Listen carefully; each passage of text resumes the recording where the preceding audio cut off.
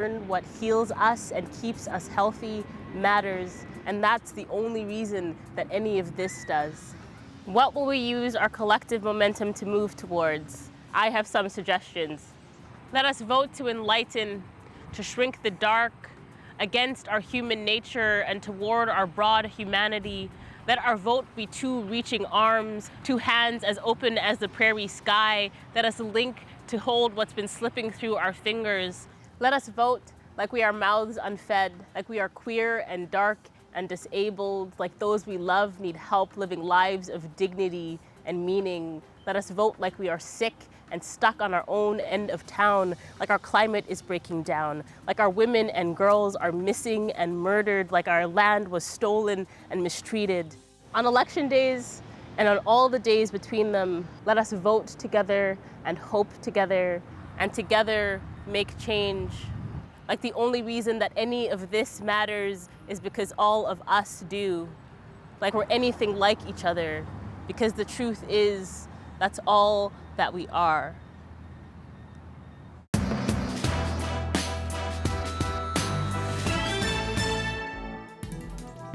You are looking live at CBC Studio 41 in downtown Winnipeg. Our CBC election team and some invited guests have gathered here to bring you results and analysis as Manitoba votes 2019.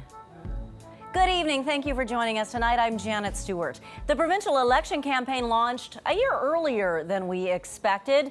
In the waning weeks of a beautiful Manitoba summer, it is now drawing to a close. We will find out tonight in which direction voters like you have chosen to steer our province. Will the Progressive Conservatives under Brian Pallister be rewarded? Can they do as well as they did 3 years ago when they swept to power? Or what about the NDP under leader Wam Kanu? What about Dougal Lamont as the new leader of the Liberal Party? And the Greens are fighting to win a breakthrough, win a seat at the table in the legislature. Will they succeed tonight? Joining us this evening for analysis is Christopher Adams. Chris is an adjunct professor of political studies at the University of Manitoba, also author of the book Politics in Manitoba. Thanks for being here. It'll be so fun being here, Janet. 57 seats to see how they go tonight, and the north, the Winnipeg area, areas like Brandon East. It'll be a very fascinating night. The CBC's Marcy Marcusa is hosting our political panel this evening. She has political insiders with her. Joining her are Progressive Conservative Kelvin Gertzen, NDP Aaron Selby, Liberal Sachet Mehra. We're going to hear from them a little later. Also, CBC's Ismaila Alpha is hosting a gathering of Manitobans in our election cafe. He'll be getting their reaction throughout tonight. We will also be live at the four-party headquarters this evening. The CBC's Bartley Kivas is with the Progressive Conservatives. Austin Grabish is at NDP headquarters. Alana Cole is with the Liberals tonight. And Marina von Stackelberg is at Green Party headquarters. We'll be checking in with them throughout the evening.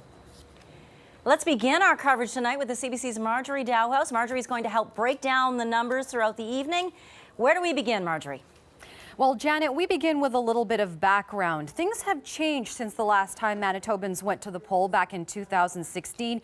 We have new electoral boundaries for 56 of the 57 ridings in Manitoba. That means that Winnipeg actually gains a riding and rural Manitoba loses one. So we're going to be seeing on the map that you'll be seeing here behind me, there it is, these areas will light up. They will be the color of the party that is leading or elected in that area. So what I want to do is I want to focus your attention on the results from the last time around. So this is 2016 plus the new electoral boundaries, something that is very obvious here. Lots of Progressive Conservative blue. The PCs won in a landslide victory 3 years ago, but where we're going to be focusing our attention is here on Battleground Winnipeg. 32 ridings up for grabs. We will be focusing our attention on areas where the races could be tight. In particular, Winnipeg South, ridings like Southdale, St. Vital, Fort Garry, Fort Richmond. Once NDP ridings turned PC blue last time around, will it stay PC blue or will it turn NDP orange? As well as Winnipeg West, we're expecting tight races in Assiniboia and St. James. We are tracking all the numbers for you here tonight, Janet. Thank you so much, Marjorie. So how did the campaigning go? Bartley Kivas is standing by live at the PC Party headquarters. Bart. Well, when your party is way ahead in the polls and you call a summer election, one way to win would be never to remind voters there's a campaign going on. That's not what PC leader Brian Pallister did. He was anything but invisible for the past month. He made an announcement almost every day. I haven't been good at hide and seek since I was 6 feet tall and about grade 4. Pallister tried to frame this election as being about trust and taxes. He promised a series of tax relief measures, the most significant being the elimination of all provincial education taxes by 2033. Instead of punishing people for investing in their homes, for fixing them up, for pouring sweat equity into them, as Manitobans do, we'll make sure that we leave more money on that kitchen table. On the trust side, Pallister hammered away at his NDP predecessors for raising the PST and, in his eyes, disrespecting voters. They deserve a government that will do what it says it will do. That was the campaign in front of the cameras. On social media, the Tories used attack ads to remind voters about NDP leader Wab Kinew's troubled past. But Pallister didn't even raise the issue with Kinew at the leaders' debate. Well, I want to talk about the issues Manitobans care about. Now, there was another campaign, and that is the campaign to identify the vote and bring it out on the election day, which is right now. And I got to tell you, the Tories are well ahead in an advantage there, because if you're calling an early election, it's like running in a race where you're holding the starter pistol. Janet. Bartley Kivas, thank you very much. So let's go live now to Austin Grabish, who's standing by at NDP headquarters. Austin. Janet, they've turned the music up here at NDP headquarters downtown at the Met, and they're expecting to have a party. There's only a few people here right now, and they're mainly campaign staffers, but they are expecting to win back some seats after that disastrous loss in 2016, where the NDP only got 14 seats. They're hoping they can get some new faces into the Manitoba legislature this time around and take back some of those seats they lost. Now let's take a look at how Wab Kinew ran his campaign. Because Mr. Pallister closed the Concordia ER. From the get-go, NDP leader Wab Kinew made his campaign about health care. This election is about health care because over the past few years, Mr. Pallister has cut services like physiotherapy. He's fired many, many nurses. Kinew has promised to reopen ERs at Concordia and Seven Oaks hospitals and said he would hire and train more nurses. He made a few other promises along the way too, saying the NDP would create 50,000 new jobs in just 4 years and make free tampons and pads available to students in public schools. Well, happy Labor Day, everybody. And how do you do? I'm Wab Kinew. He also promised to raise the province's minimum wage to $15 an hour and said if elected, he'd create a $350 hydro rebate. Wherever he went, Kinew stuck to his lines. How do you do? I'm Wab Kinew. And body language experts thought the former broadcaster appeared calm and polished at the provincial leaders' debate. Mr. Kinew has time now for a follow-up. Thank you so much. And I'm sorry, Mr. Pallister, but I don't think anyone believes you when it comes to health care. And so, Janet, we will be watching tonight to see if focusing on health care will pay off for the NDP here at their headquarters tonight. Thank you so much. That's CBC's Austin Grabish reporting live from New Democratic Party headquarters. Chris Adams, you've been watching politics in Manitoba for an awfully long time. What are your observations tonight?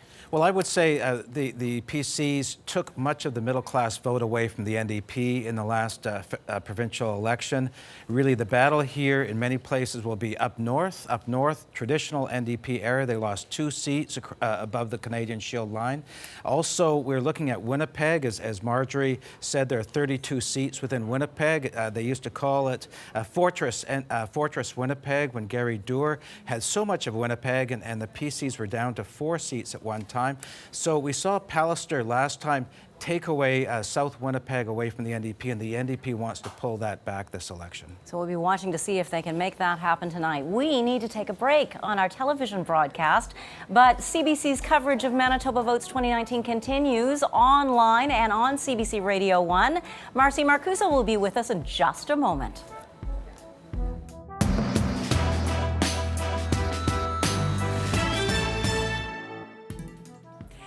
You're listening to CBC Manitoba Votes. You're also maybe watching it and streaming it tonight on 89.3 FM. It is election night. We have our partisan panel with us. Let's start with you, Sachin Mehra, for the Liberal Party. What did you think of the way your party ran the campaign?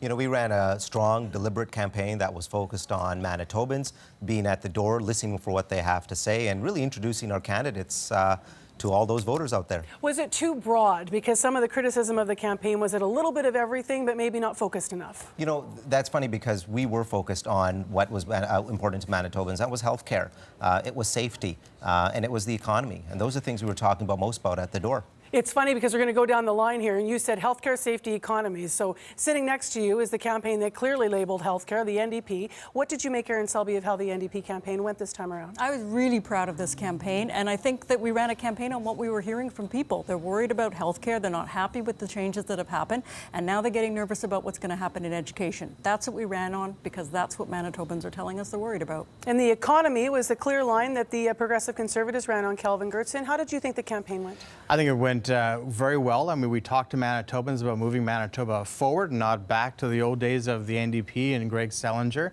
How do we continue to make life more affordable and improve our services? So that's the message we wanted to get across going into the campaign, and I think we did get that message across. What makes you think you got that message across? Well, I mean, I think we at the doors, and you know, I was at the doors today a lot in Winnipeg, and I continued to hear people say, we want you to continue the work that you're doing. Know that some of it is difficult. Know that we inherited a mess and that it's not going to be easy to clean that up. But they want us to continue to do the work, and we hear that at the doors, and that's when you most likely are to hear that sort of response. Not that polls aren't sometimes important, but it's what you hear at the doors. Erin Selby, did your party in the campaign, the NDP, did they put forth enough of a vision for this time around? New leader, lots of change from last time around. Besides saying we're going to help healthcare and point to sort of taking exception with what Progressive and Conservative made changes under healthcare, was enough put forward? Oh, absolutely. Our platform came out first. We had it fully funded when we put it out. It had a lot of great details about the things that we're going to do, and a lot of it is just common sense. Don't fire nurses. Don't cut healthcare because it's not a place where we want to see profit over people. The Liberal Party, do you think that enough distinction has been made for who the Liberals are in Manitoba, Sachin? Absolutely. We really concentrated on talking about the economy, talking about healthcare, because that's what was resonating at the door, and that's what people are really concerned about. When you really start looking at some of those ridings that have these affected hospitals in them, Seven Oaks, as an example, Concordia, the Victoria General Hospital. And we'll follow the healthcare story certainly as we go through the evening. You're listening and watching on Manitoba Votes.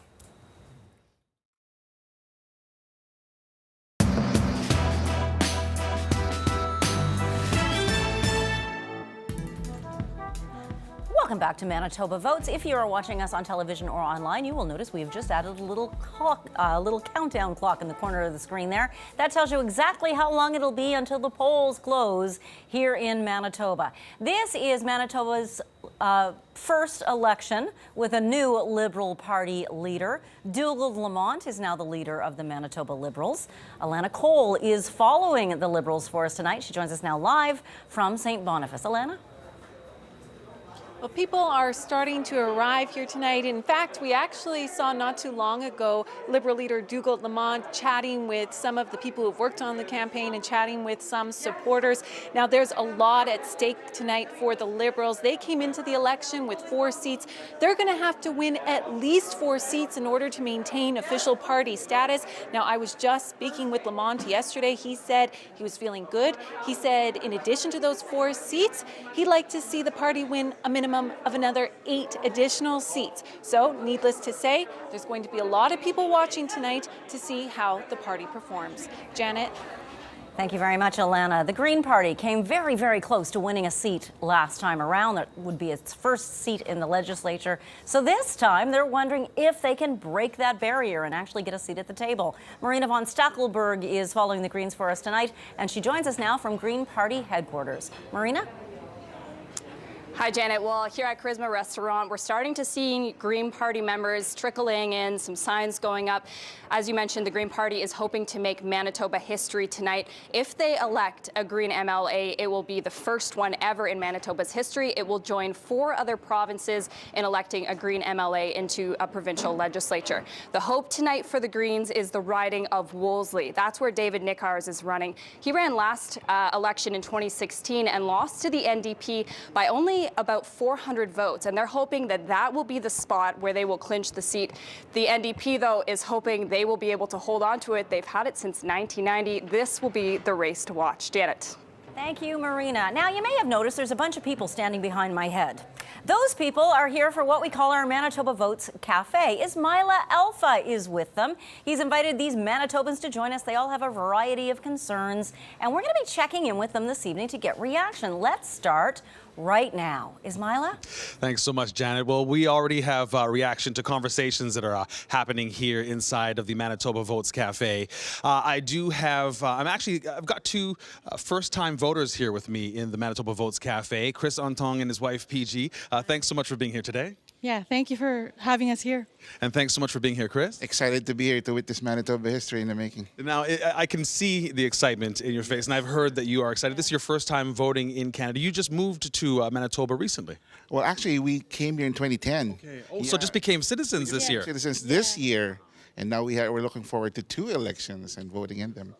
So why is it so important to you? Why are you this excited to vote here in Manitoba? Well, it's pretty much the culmination of our Canadian citizenship journey. Right now, with our vote, we casted our votes last Friday. Is that Friday? The second day of the advanced polling, and we felt that with that we have a voice in the way our government would be run. So it's great to have that feeling that you're part of that process. Now, what is it that you did in order to make sure you could find out as much as possible about the candidates in your constituency? It's quite unusual. Although I have to shout out to Kelvin Gertson over there, who is the MLA for our riding, and now he's up for re-election. What I did was, going back to your question, what I did was I reached out to some politicians that are based here in Winnipeg who are running for elective office, namely Malaya Marcelino, who's running for the Notre Dame riding, Cindy Lamoureux for the Tyndall Park, which is one of the battleground ridings, and the other one would be John Reyes, formerly of St. Norbert, now running for Waverly. So what I did was I sat down with them, did some video interviews, and because I'm a first-time voter, I wanted to find out directly from the candidates themselves what the differences are between all the parties, what their platforms are, and what the issues facing the ridings are, and in the province of Manitoba in general. So I learned a lot from that, and I posted all of those video excerpts on Facebook because I'm also active there. All right, thanks so much, Chris. Back to you, Janet. If only we all prepared so hard for where we're going to cast our vote. We're going to take another break right now, just on television, but stay with us if you're listening on radio or watching online, because we'll be back in mere seconds.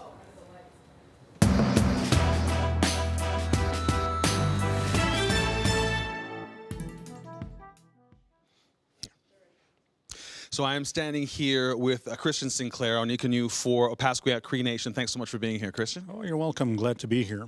Why was it so important for you to be and make the trip down here to Winnipeg to be here for the evening? Well, we are in northern Manitoba, and as you know, a lot of people say they suffer from primaritis in the south, but we have to ensure as northerners that our voices are being heard, and recognizing the fact that 77% of the population of northern Manitoba is First Nation. And what are the main issues that you will be watching for, or you've been watching for through the campaign, and are important to you in your community? Well, for Opaskwayak Cree Nation and surrounding First Nations, healthcare is definitely a priority. And then, of course, housing is a major crisis with the shortage, so we got to get that looked at and increased definitely. And then just quality of life, ensuring that the resources come up there to fix our infrastructures, employment opportunities, and with the Look North strategy to create more economic, social benefit to northern Manitoba. Now, I hear when it comes to the economy, you've got some pretty big ideas and some important relationships you want to either keep strong or build. Absolutely. Whatever party wins tonight, we've got to maintain that relationship with them, because as First Nations, we have treaty with the federal government, and a lot of times the agreements, bilateral agreements, go with the provinces. So we're held hostage sometimes until the province is comfortable with the funding that they get from the federal government. but we're used as a pawn on game, and that has to be eliminated totally, regardless of whatever party's in power in the province. Now, as you point out, regardless of what party's in power, the relationship with that party is important to you. In order to make sure, though, that you can get the relationship you want, getting the vote out is important. What are you hearing from people in your community? Yeah, in Opaskwayak Cree Nation, the pod arm of Kelsey, they've been very proactive. We've had a lot of engagement with the candidates throughout the region, going door to door. We've met with all the parties, and we've expressed our views and concerns to make sure that we're heard. And again, with any party that's there, they have to be able to meet and address our concerns going forward, recognizing that Manitoba has a bit of a financial challenge, but they're getting past that, and they have to ensure that no social programming is suffering, no education, infrastructure doesn't fall apart. So we got to maintain that quality of life. You know, I have to ask you while I have you here, is there any party that you know that you have you'll feel you have a better relationship with than the others? No, I think with Opaskwayak Cree Nation, we've seen the political game there, both provincially and federally, and it's important that we maintain that relationship with all parties. We know that they have their different platforms, but at the same time, being in Northern Manitoba, doesn't matter which party's in power, we have to build that relationship. They got to work with us and make sure we're not left behind, and they only focus on the South. Now, just quickly, you didn't come here alone, did you? You brought somebody with you. I brought someone very special, and she's my advisor, and she's the real boss. This is my daughter, Alexis Brooks Sinclair. Right on. Well, welcome to be here, Alexis. Thanks to both of you for being here. This is the Manitoba Votes Cafe for CBC.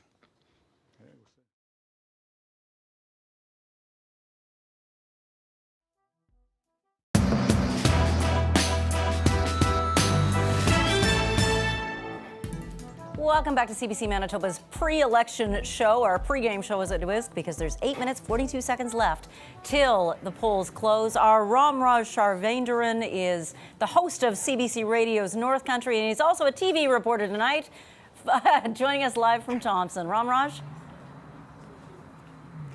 Yes, Janet, we're here. I'm outside City Hall here in Thompson. Now, for the first time, Thompson has 4 different candidates from 4 different parties to choose from. But the race everyone's watching is between the incumbent, the PC's Kelly Bindel, and the NDP's Danielle Adams. Now, the last election, Bindel unseated 35 years of an NDP seat here that was held by Steve Ashton, and he did it by only 185 votes. So the NDP is probably looking to get those votes back and switch it over to the Orange. Now, the other storyline we're following is out of Kiiwetinoong, and in there, Judy Clausen announced she's the Liberal MLA that unseated the NDP candidate in the last round in 2016, Eric Robinson, who was there for about 17 years. Now, she announced earlier this year that she's not seeking re-election, so there's no incumbent in that riding, and this might be an opportunity for the NDP to step in again and take that vote. So these are 2 of the major races up here that we're looking at.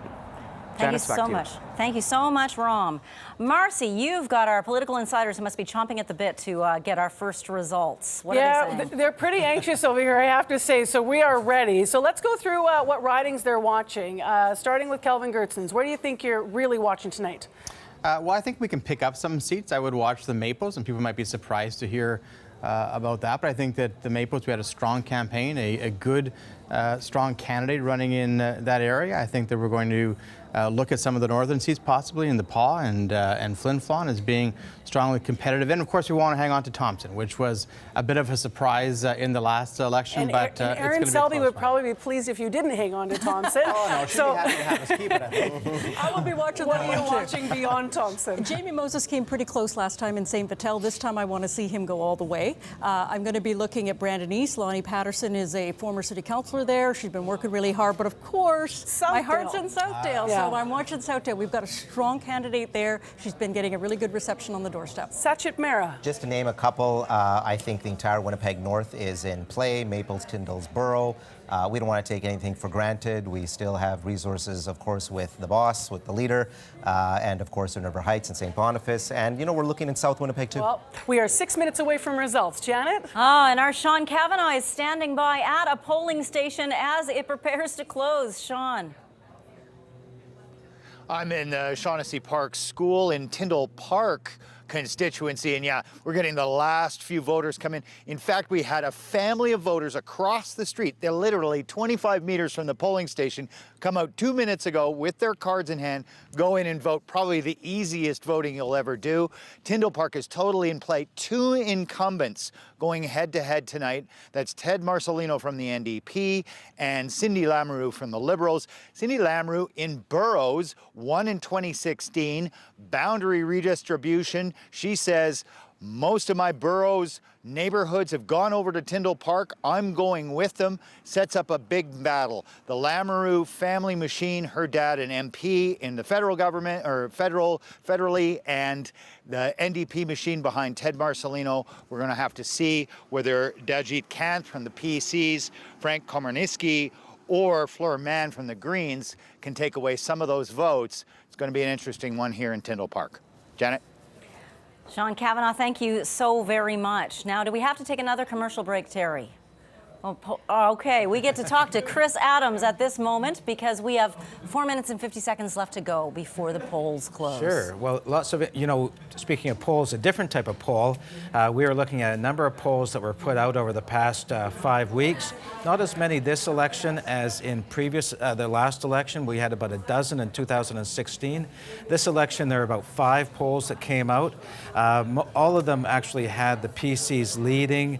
The NDP, though, catching up within the Winnipeg market area. So the polls outside of Winnipeg, we have to keep in mind that when we go up north above the Canadian Shields, the polls really don't have much to say about that. So we really don't know exactly how the vote will go up north, but we know historically up north that it tends to go NDP, the last election notwithstanding. Yeah, well, the last election notwithstanding, a lot of things changed in that last election, and the parties have all been fighting in this campaign to make sure that their candidate comes out on top. Now, in 3 minutes and 49 seconds, when the polls close, the results will start to come in fast and furious. That's right, and because we're in the same one time zone in Manitoba, unlike in a Canadian federal election, you see polls coming in with each time zone, so you spend up all night till 1 or 2 in the morning sometimes. We will get these 57 ridings coming in very, very quickly, and we'll see the boards coming up in a few minutes. But we will also see some taking a long time as we start seeing the split back and forth between contenders. Exactly, on those battlegrounds that we'll be watching for you tonight. So stay with us here on CBC, on television, online, on the radio, because we will have all of Manitoba in this election covered for you. The polls are closing in just moments. Stay with us.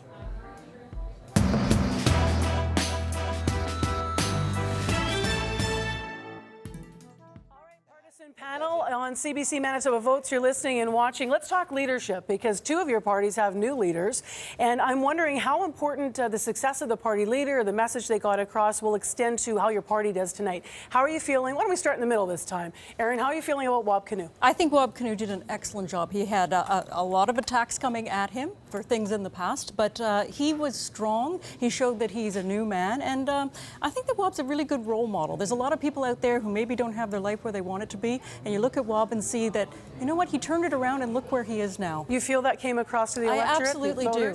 I absolutely do. I think he showed himself to be articulate. We know him as a broadcaster, as a writer. He's shown himself to be a leader. Also a new leader for the Liberals, Sachet Maris, so Dougal Lamont. How did he do in articulating clearly what the vision is for the party? So Dougal's not a stranger to politics. He's been around it for years. He's worked around a tremendous amount of campaigns, and when it really came to doing his campaign during the last by-election, he did a fantastic job garnering 42% of the vote. So he really came out ahead. This time around, and we're right into a snap election that's been called right before the summer, he's done a phenomenal job of fielding full 57 candidates across the board, crafting a fantastic message, a costed plan. He's done a really great job, and he's been received very well at the door. We're very proud of him. Brian Pallister obviously leads the party that goes into tonight with a historic majority. However, he personally doesn't always do well when you poll how Manitobans view him. How do you see how he does in terms of how he is viewed by Manitobans? How much does that have to do with your success, Kelvin Gertz? Well, I think the people see him as determined and as someone who does what he says he's going to do, and they see that as strong leadership. I know sometimes I'll hear people talk about, well, is it the kind of leader you want to go for a beer with? Well, I think ultimately voters decide who they want to lead the province and make those difficult decisions that happen each and every day in a government, not necessarily who you want to go for a beer with. I think they see Mr. Pallister as determined, experienced, a steady hand on the wheel of government, and ultimately I think that'll bear out tonight. Are you guys ready? We're ready. Absolutely. We're we've been really ready. close now. We're some 30 seconds away from the polls closing. And I would like to call my panel now my party people, even though there's a whole cafe behind us. You're watching and listening to CBC Manitoba Votes. It is election night in Manitoba, and we are live at CBC downtown in Winnipeg. So stay with us.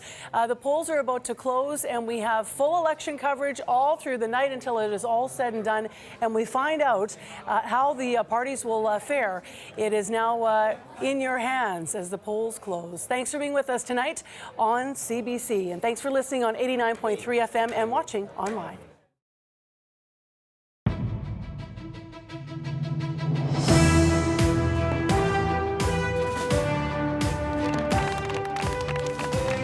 It's time for a new way forward for all Manitobans, and with your support, we will deliver it on September 10th. This election is about health.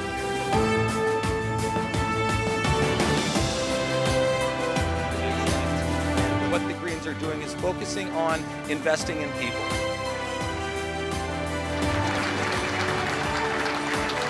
This is an exciting and pivotal election in the future of this province. This is the way we go forward, not backward. It is now 8 p.m. in Manitoba. The polls have closed. It is time to find out if voters here like the changes Brian Pallister's Progressive Conservatives have made, or if they want to send him a message by electing more of the NDP or the Liberals. And what about the Green Party? It has been fighting to get a seat at the table, came very close last time around. Can it make a breakthrough this year? Good evening and welcome to Manitoba Votes. A special hello and welcome to our party to viewers across the country who are now joining us on CBC News Network. We are also streaming this program online on CBC Gem, on Facebook, on YouTube. We're everywhere. We're on CBC's main television network in Manitoba and on CBC Radio 1 in Manitoba. We're everywhere. I'm Janet Stewart, and I'm so glad you're with us. Joining us for analysis of tonight's results is political scientist Christopher Adams. He is an author of Politics in Manitoba, an adjunct professor at the University of Manitoba, and we're thrilled you're here. Well, it's going to be a fun night, Janet. 27 or 57 seats in play. We don't know if Pallister will hold on to a majority government and what's going to be happening across the province. So it's a very exciting evening to be with you as well. It is an exciting evening to be with you and with all our friends here. You can see we've got a house full here at CBC Manitoba to give us an overview of just how our political landscape may change tonight. Well, that's the job of CBC's Marjorie Dowhouse. She is standing by at the big screen. What exactly are you watching for, Marge? Well, Janet, we are keeping our eye on all 57 ridings here in Manitoba. So just a little bit of background for you.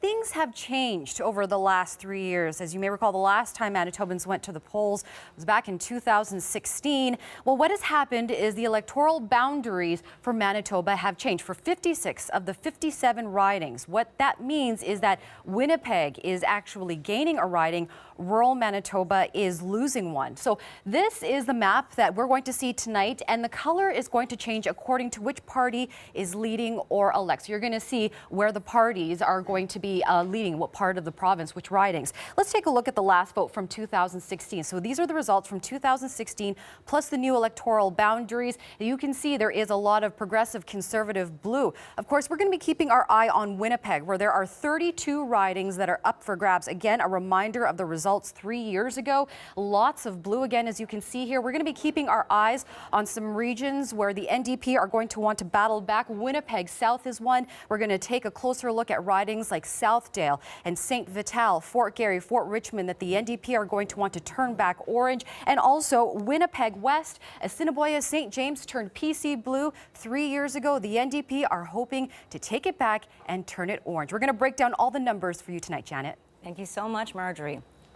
We have reporters and cameras stationed around Winnipeg and across the province for you tonight, including, of course, at the headquarters of the four major parties. Bartley Kivas is at the Progressive Conservatives headquarters at Canadians Polo Park. Austin Grabish is with the NDP at the Metropolitan Entertainment Centre on Donald Street downtown. Alana Cole is at Liberal headquarters at the Norwood Hotel in St. Boniface. And Marina von Stackelberg is with the Green Party at Charisma of India on Sherbrooke. We also have reporters coming to us live tonight from Brandon and Thompson. Ridings in both cities could come into play tonight as the PCs try to hold them and the NDP battles to win them back. Ultimately, what we report on tonight are the decisions made by voters like you. So we have a number of those voters joining us tonight in what we're calling our Manitoba Votes Cafe. They're bringing the party to this party, and they're going to share their views with CBC's Ismaila Alpha. Well, Janet, it has been several weeks now that all provincial parties have been doing their best to connect with and engage Manitoba voters. Lucky for me, I'll have no trouble finding engaged Manitoba voters. We have a room packed full of them, standing room only, in fact. A number of people here who have a vested interest in very important issues. We'll discuss Indigenous issues, environmental issues, also healthcare and education. There is a lot of excitement inside of this room, and I'm sure you know it is election night, so there's also a lot of nervousness. We'll have it all for you, a lot of reaction as the results start to roll in. We are going to have a good time tonight in the Manitoba Votes Cafe. Thanks so much, Janet. You're welcome, Ismaila. And we also have a myriad of ways for you to take in our coverage tonight. With that story, here's Amr Khan from the CBC Manitoba newsroom. Janet, Canadians have their eye on Manitoba. We've got coverage for you in different ways. Our broadcast is actually being brought to you on radio and television, as being simulcasted there and as well as nationally at CBC News Network.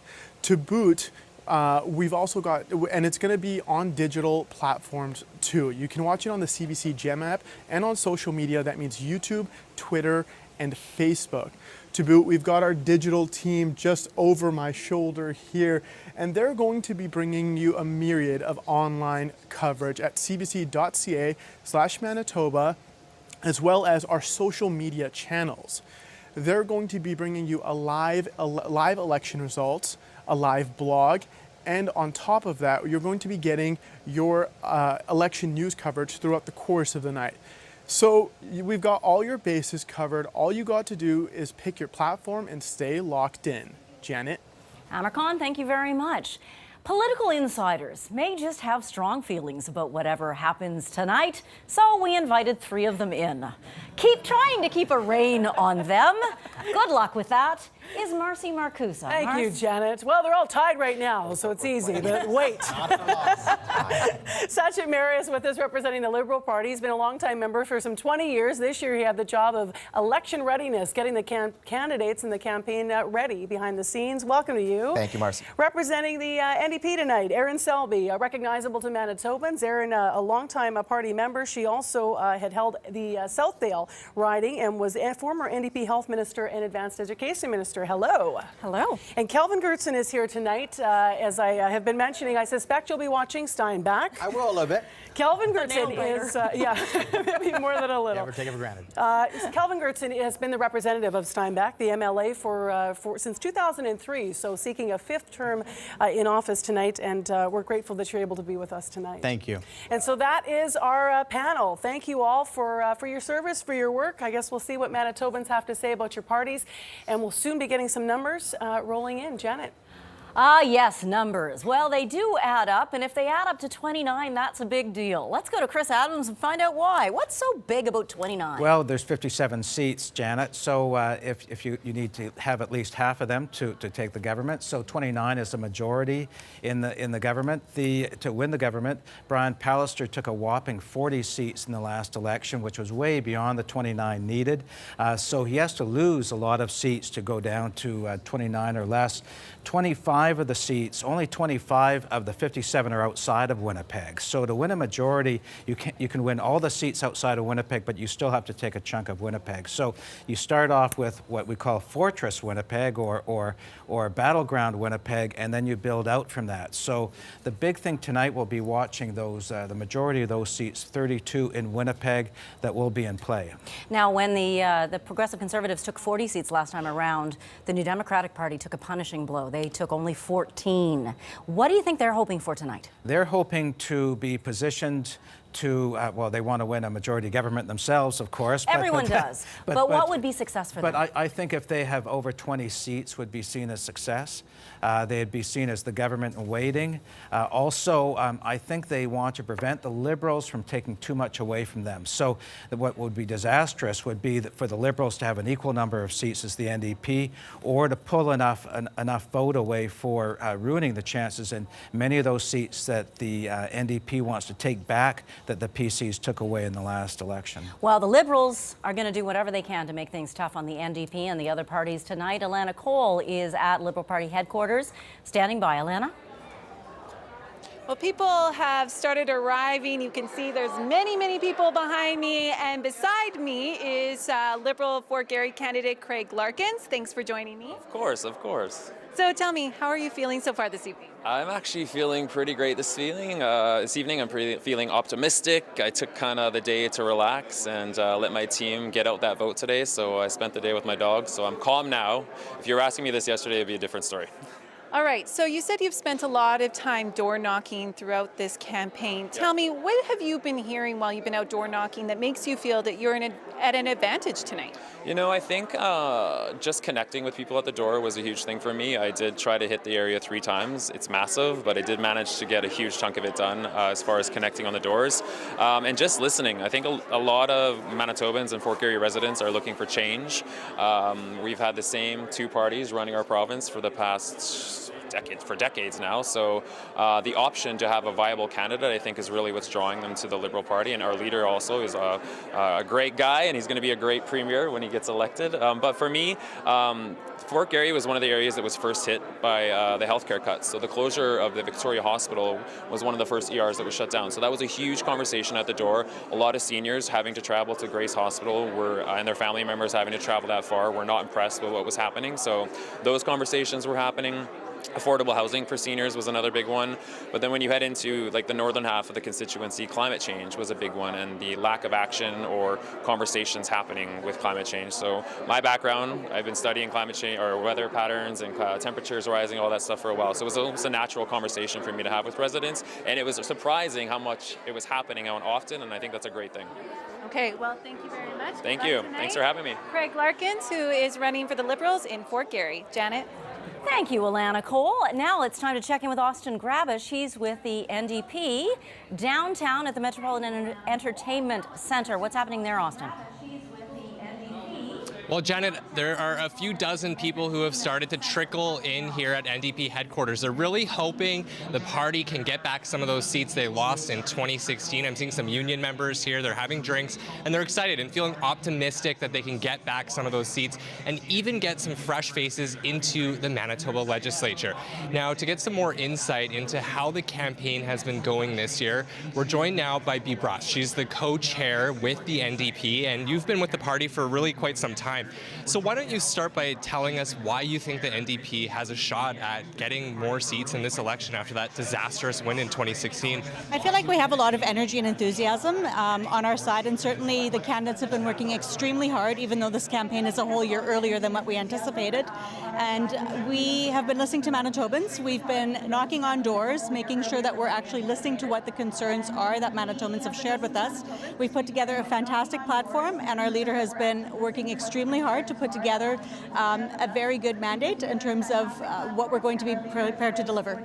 You know, we noticed you focused almost entirely on healthcare this campaign. Can you talk to me a little bit about why you think that's going to sell tonight with Manitobans? Absolutely. We certainly, as a union, the union that I work for, we represent healthcare workers. We know the changes that have been happening in the healthcare area over the last number of years as the challenges or as the changes that Pallister has put into place has had an impact. So we've had nurses working mandatory overtime shift after shift after shift. We know that CAD and provincial labs potentially could be privatized, which our lab workers do not want to see happen.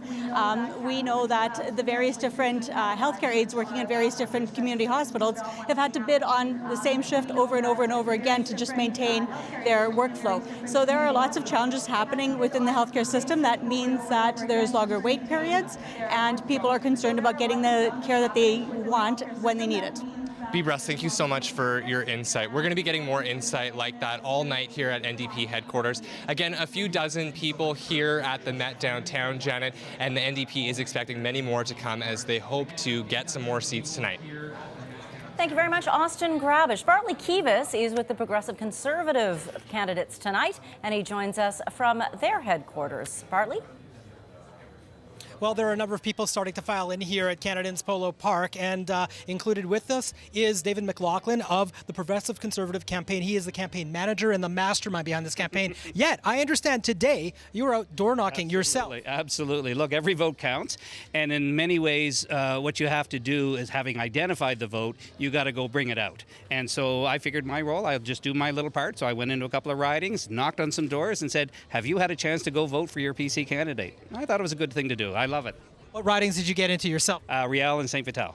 Okay, so big picture here. What was the PC strategy in this campaign? If you had to just boil it down in a couple of sentences. To win? No. Well, it was to win in this sense. We were an incumbent government, so we're defending a record, but also putting out some new things. We had to talk about what we had done in order to position it to where we had to go. And you have to work people through that process. You have to kind of bring them along because they may have some concerns about what happened what the government had done. And then we also had to talk about the other guys because that is part of the process. So we ran, I think, a pretty assertive campaign. 57 ridings, a campaign manager's nightmare. You know, Brian wanted to go out everywhere, and I think it was a historic accomplishment in that sense. He went everywhere. He wanted to visit people, and so we had to make that as part of the campaign. I think it's worked. Now, part of the assertiveness of the campaign, too, was we noticed there was a little bit of a public campaign in terms of the public messaging and then the social media campaign. Can you talk about that? Well, sure.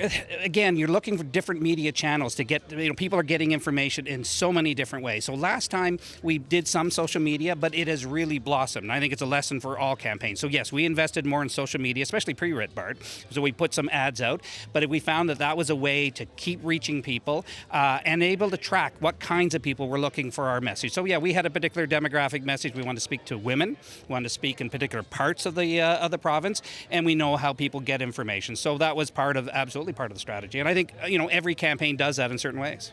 Thank you very much for being with us here, David. My pleasure, Bart. This is David McLaughlin, PC campaign manager. And back to you, Janet.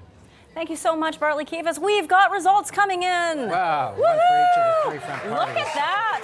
One for each of the three major parties that are sitting right over there. Let's see where these results are coming from.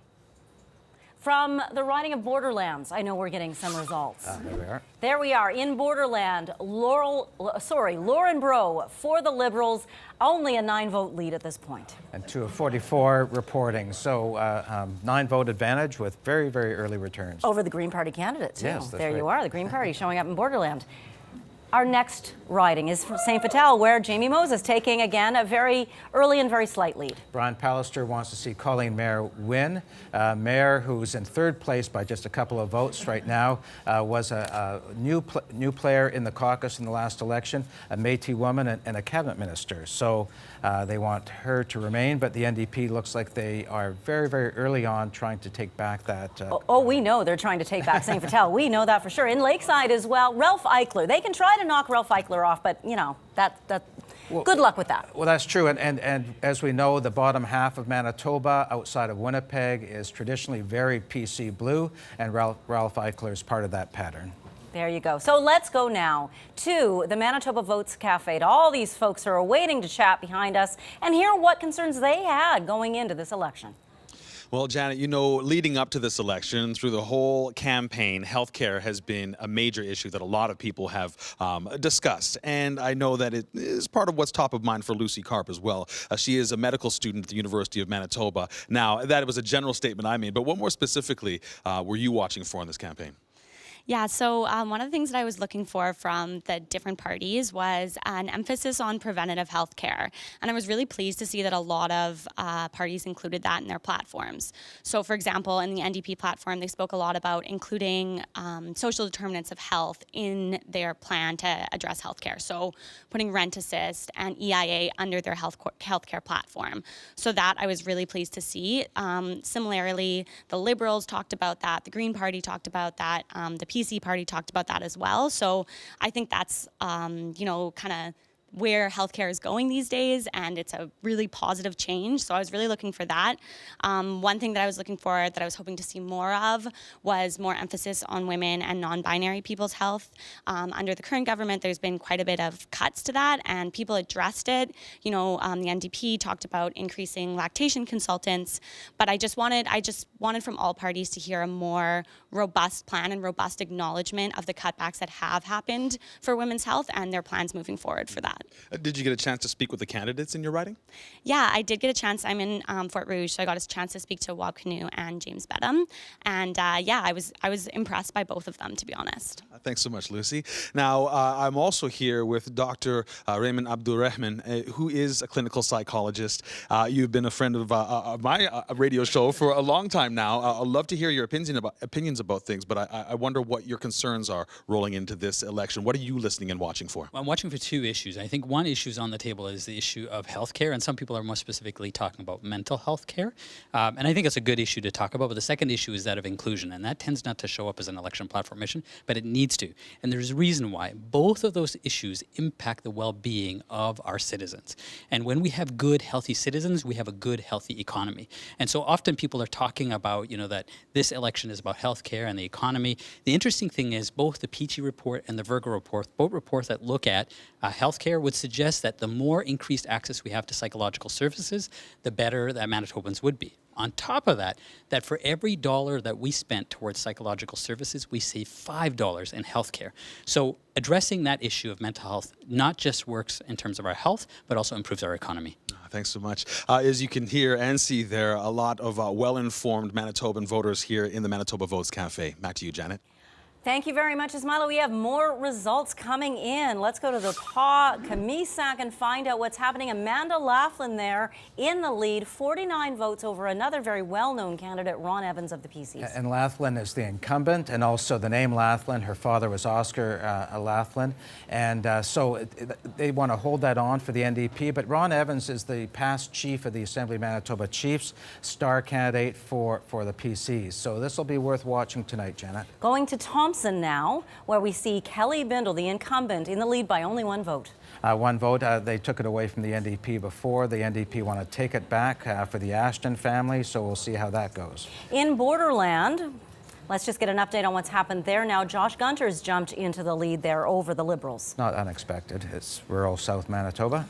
Riding Mountain, let's go to that beautiful part of the province and see that Greg Nesbitt has taken an early lead for the Progressive Conservatives. Yes, the incumbent, and this is a traditional area for the Progressive Conservatives. Now, let's go to Green Party headquarters, where our Marina von Stackelberg is standing by. Marina? Hi there, Janet. Well, tonight could be history-making for the Green Party. If they manage to get a seat in the Manitoba legislature, it would be the first Green Party seat in history in Manitoba. It would join 4 other provinces across the country in electing a Green candidate. Now, to hear a little bit more about the campaign that's gone on here in Manitoba, I'm joined by Mel Hebert. She is involved in the campaign. Mel, first of all, let's just start. How do you feel that the campaign went for the Greens? So the campaign's going great this year. We've really been building off the momentum of, Greens increasing support across Canada, and we're really seeing that translate into Manitoba as well. We've had double the volunteers in the past. We've been getting to the door more often. So yeah, it's been a really great campaign overall. What would it mean for the Green Party to have a seat in the legislature this time around? I mean, it would make history. Essentially, once you get one Green in the legislative, what we've been seeing in other provinces is more Greens are soon to follow. So, for instance, in BC, they got one in 2013, and then they got 3 in 2017, and they're holding the balance of power. Same thing with PEI. They got that 1 in 2015, and now they're the official opposition. So, once you get one Green in the legislative, it's just many more seats to follow on that one. All right, thanks so much. Mel Hebert involved in the Green Party campaign here in Manitoba. Now, the riding to watch for the Green Party is Wolseley. That's where they're hoping to elect David Nickars. He only lost to the NDP by about 400 votes in 2016, so that is the riding to watch for the Green Party. Janet? Thank you so much, Marina von Stackelberg. We have results coming in from the riding of Agassiz. Now, let's take a look at what's happening in Agassiz. Eileen Clark out to an early lead. She's the incumbent, and it's a traditional Progressive progressive conservative area, so I would expect that to be a hold for the PCs, but we see the NDP far behind, so 4 times the NDP vote right now. But again, with only one of 60 polls reporting, that's very, true. very, very early. Kildonan River East, Kathy Cox in the lead for the Progressive Conservatives. Yes, she's the incumbent. Actually, there was some redistribution here with the River East constituency or riding pulled into this area, and she's close to doubling the vote of the NDP right now. So she's taking an early lead. She's a star player within the Pallister caucus, so I'm not surprised about this. Let's go to Steinbach now, see how Kelvin Gertzen's doing. 77 votes so far, Kelvin. 77. You're leading by 73. Now, we're just yelling across the room to let him know how he's doing. A man clearly comfortable that he may be reelected tonight because he's here with us instead of, out there. So let's go now to Kelvin Gertzen, see how he's feeling about these early results. We know probably how you're feeling. What I want to know is you're seeking a 5th term tonight. I know you also said you don't take it for granted, but why do you think you've resonated so much in Steinbach?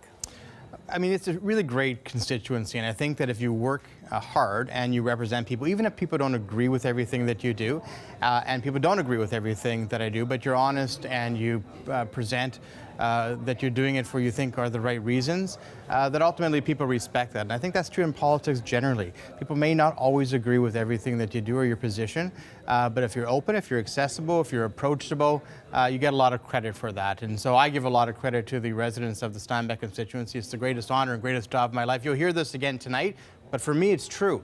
Steinbach's the greatest constituency in Manitoba to represent. I'm happy to do it again if I have that opportunity. We're getting some more numbers in, so I'm actually going to go right back to Janet now and find out more about what's developing.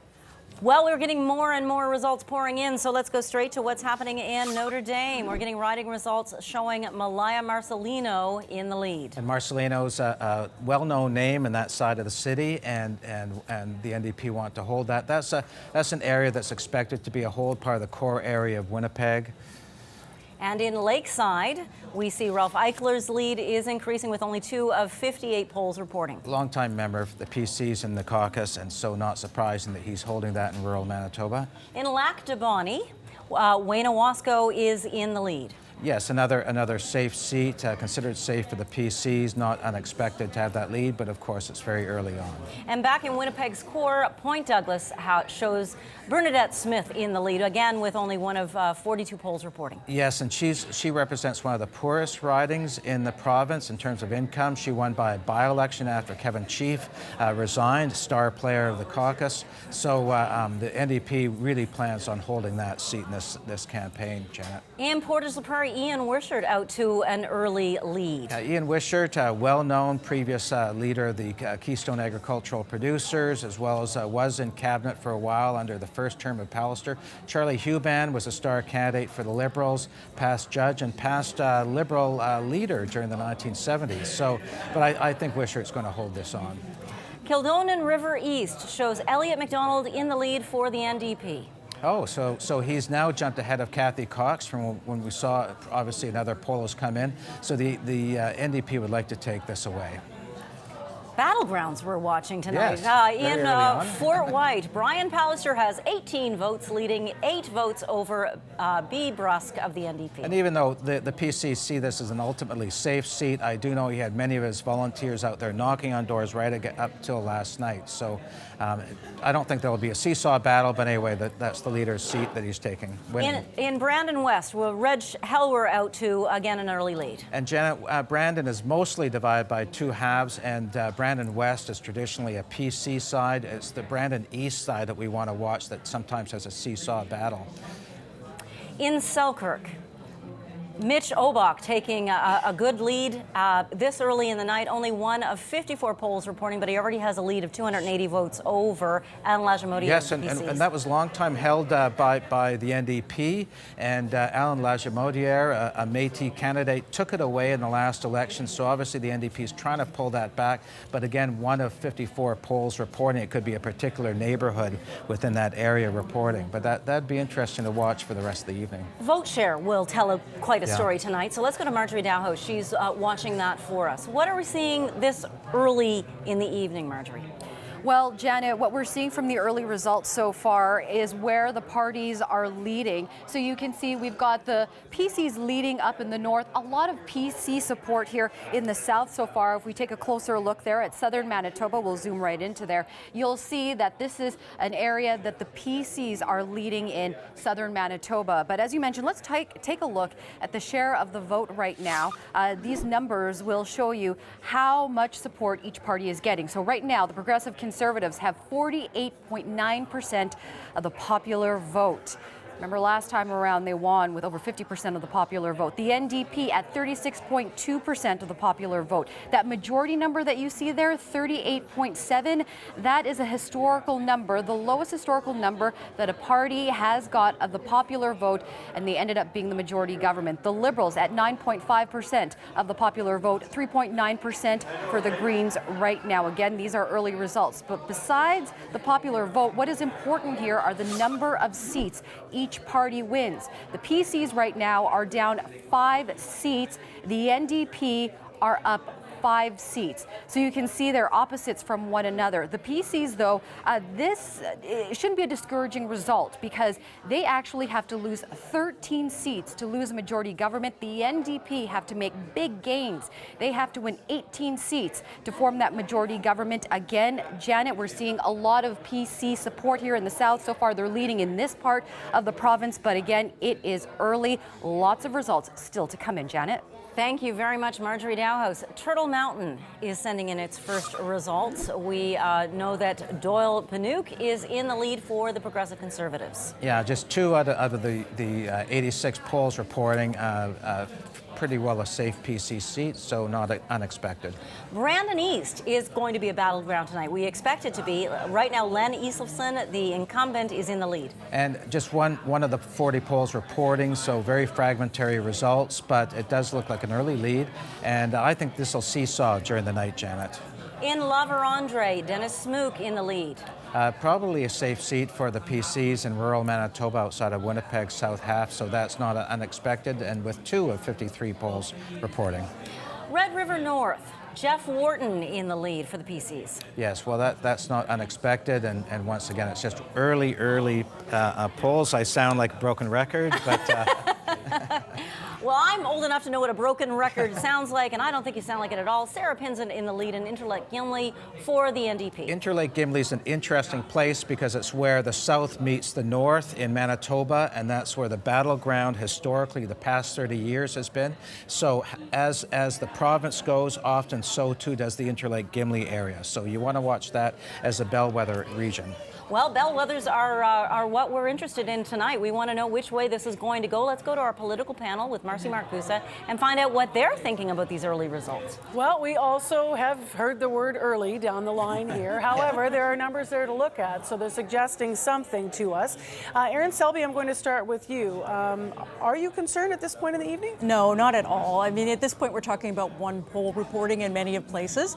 The numbers at the bottom have been jumping up and down. I'm looking forward to seeing when we see a few more polls coming in. I think we'll get a better sense then. What's the number that would mean success to you tonight, or what? Like, how will you measure that? I mean, of course, everybody wants a majority government, but I think success at this point would be if we got 18 to 20 seats. That would put a lot of pressure on government. That would show that a lot of people are responding to our message, and I'd consider that a victory. Sachet Mayor, we're waiting to see some red show up there. How are you concerned? Are you feeling shut out? No, not quite yet. I mean, it's still early in the night. I think we're only about 20 minutes, half hour outside of the polls actually closing, so there's lots of time to go while counting, so we can see those numbers start coming in.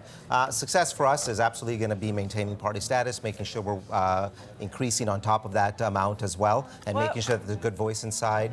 As you're talking, there's some red flipping up on the board here. Yep. We'll have to see what riding that is leading into elected talking to me, Marcy. We'll keep changing those numbers all night long. No problem. Is that what's making that happen? 100%. It's John Girard in River Heights, so that's a seat I think probably that the Liberals were thinking is safe for them. I do want to ask you, Kelvin Gertson, we saw that Kathy Cox is actually in an early fight, but she's fighting out in Kildonan River East tonight. That is an area that could very much has concerns about healthcare and some of the changes. They lost ERs that are in that end of town. How concerned are you that the healthcare changes you made so swiftly may affect some of those seats tonight? Well, I think the reality is that in every provincial election for the last 20 years, healthcare has been a significant issue. That's not new to Manitoba. I think it's, results are obviously early. I think one of the things you want to look for is the advance polls. Advance polls is a significant part of every election now. More than 100,000 people voted, and that's often as the result of the strength of the parties. So as advance polls come in, that's going to be a determinant, I think, and tell the story of which parties are well organized and had a lot of strength. Well, we're going to go back to Janet for more analysis from she and Chris. All right, let's take a look at what's happening big picture-wise with Marjorie Dowhouse. Marge? Well, Janet, let's take a look at the map right now. So this is updated since the last time we took a look at this. We see the NDP leading in parts of central Manitoba. Lots of PC blue down in the south. There's also some PC blue up north. You can see the numbers there keep changing. The PC's leading in 19 seats. So what does this mean about a possible majority? Well, the PCs are heading in the right direction. As I mentioned, 19 seats they are leading or elected in.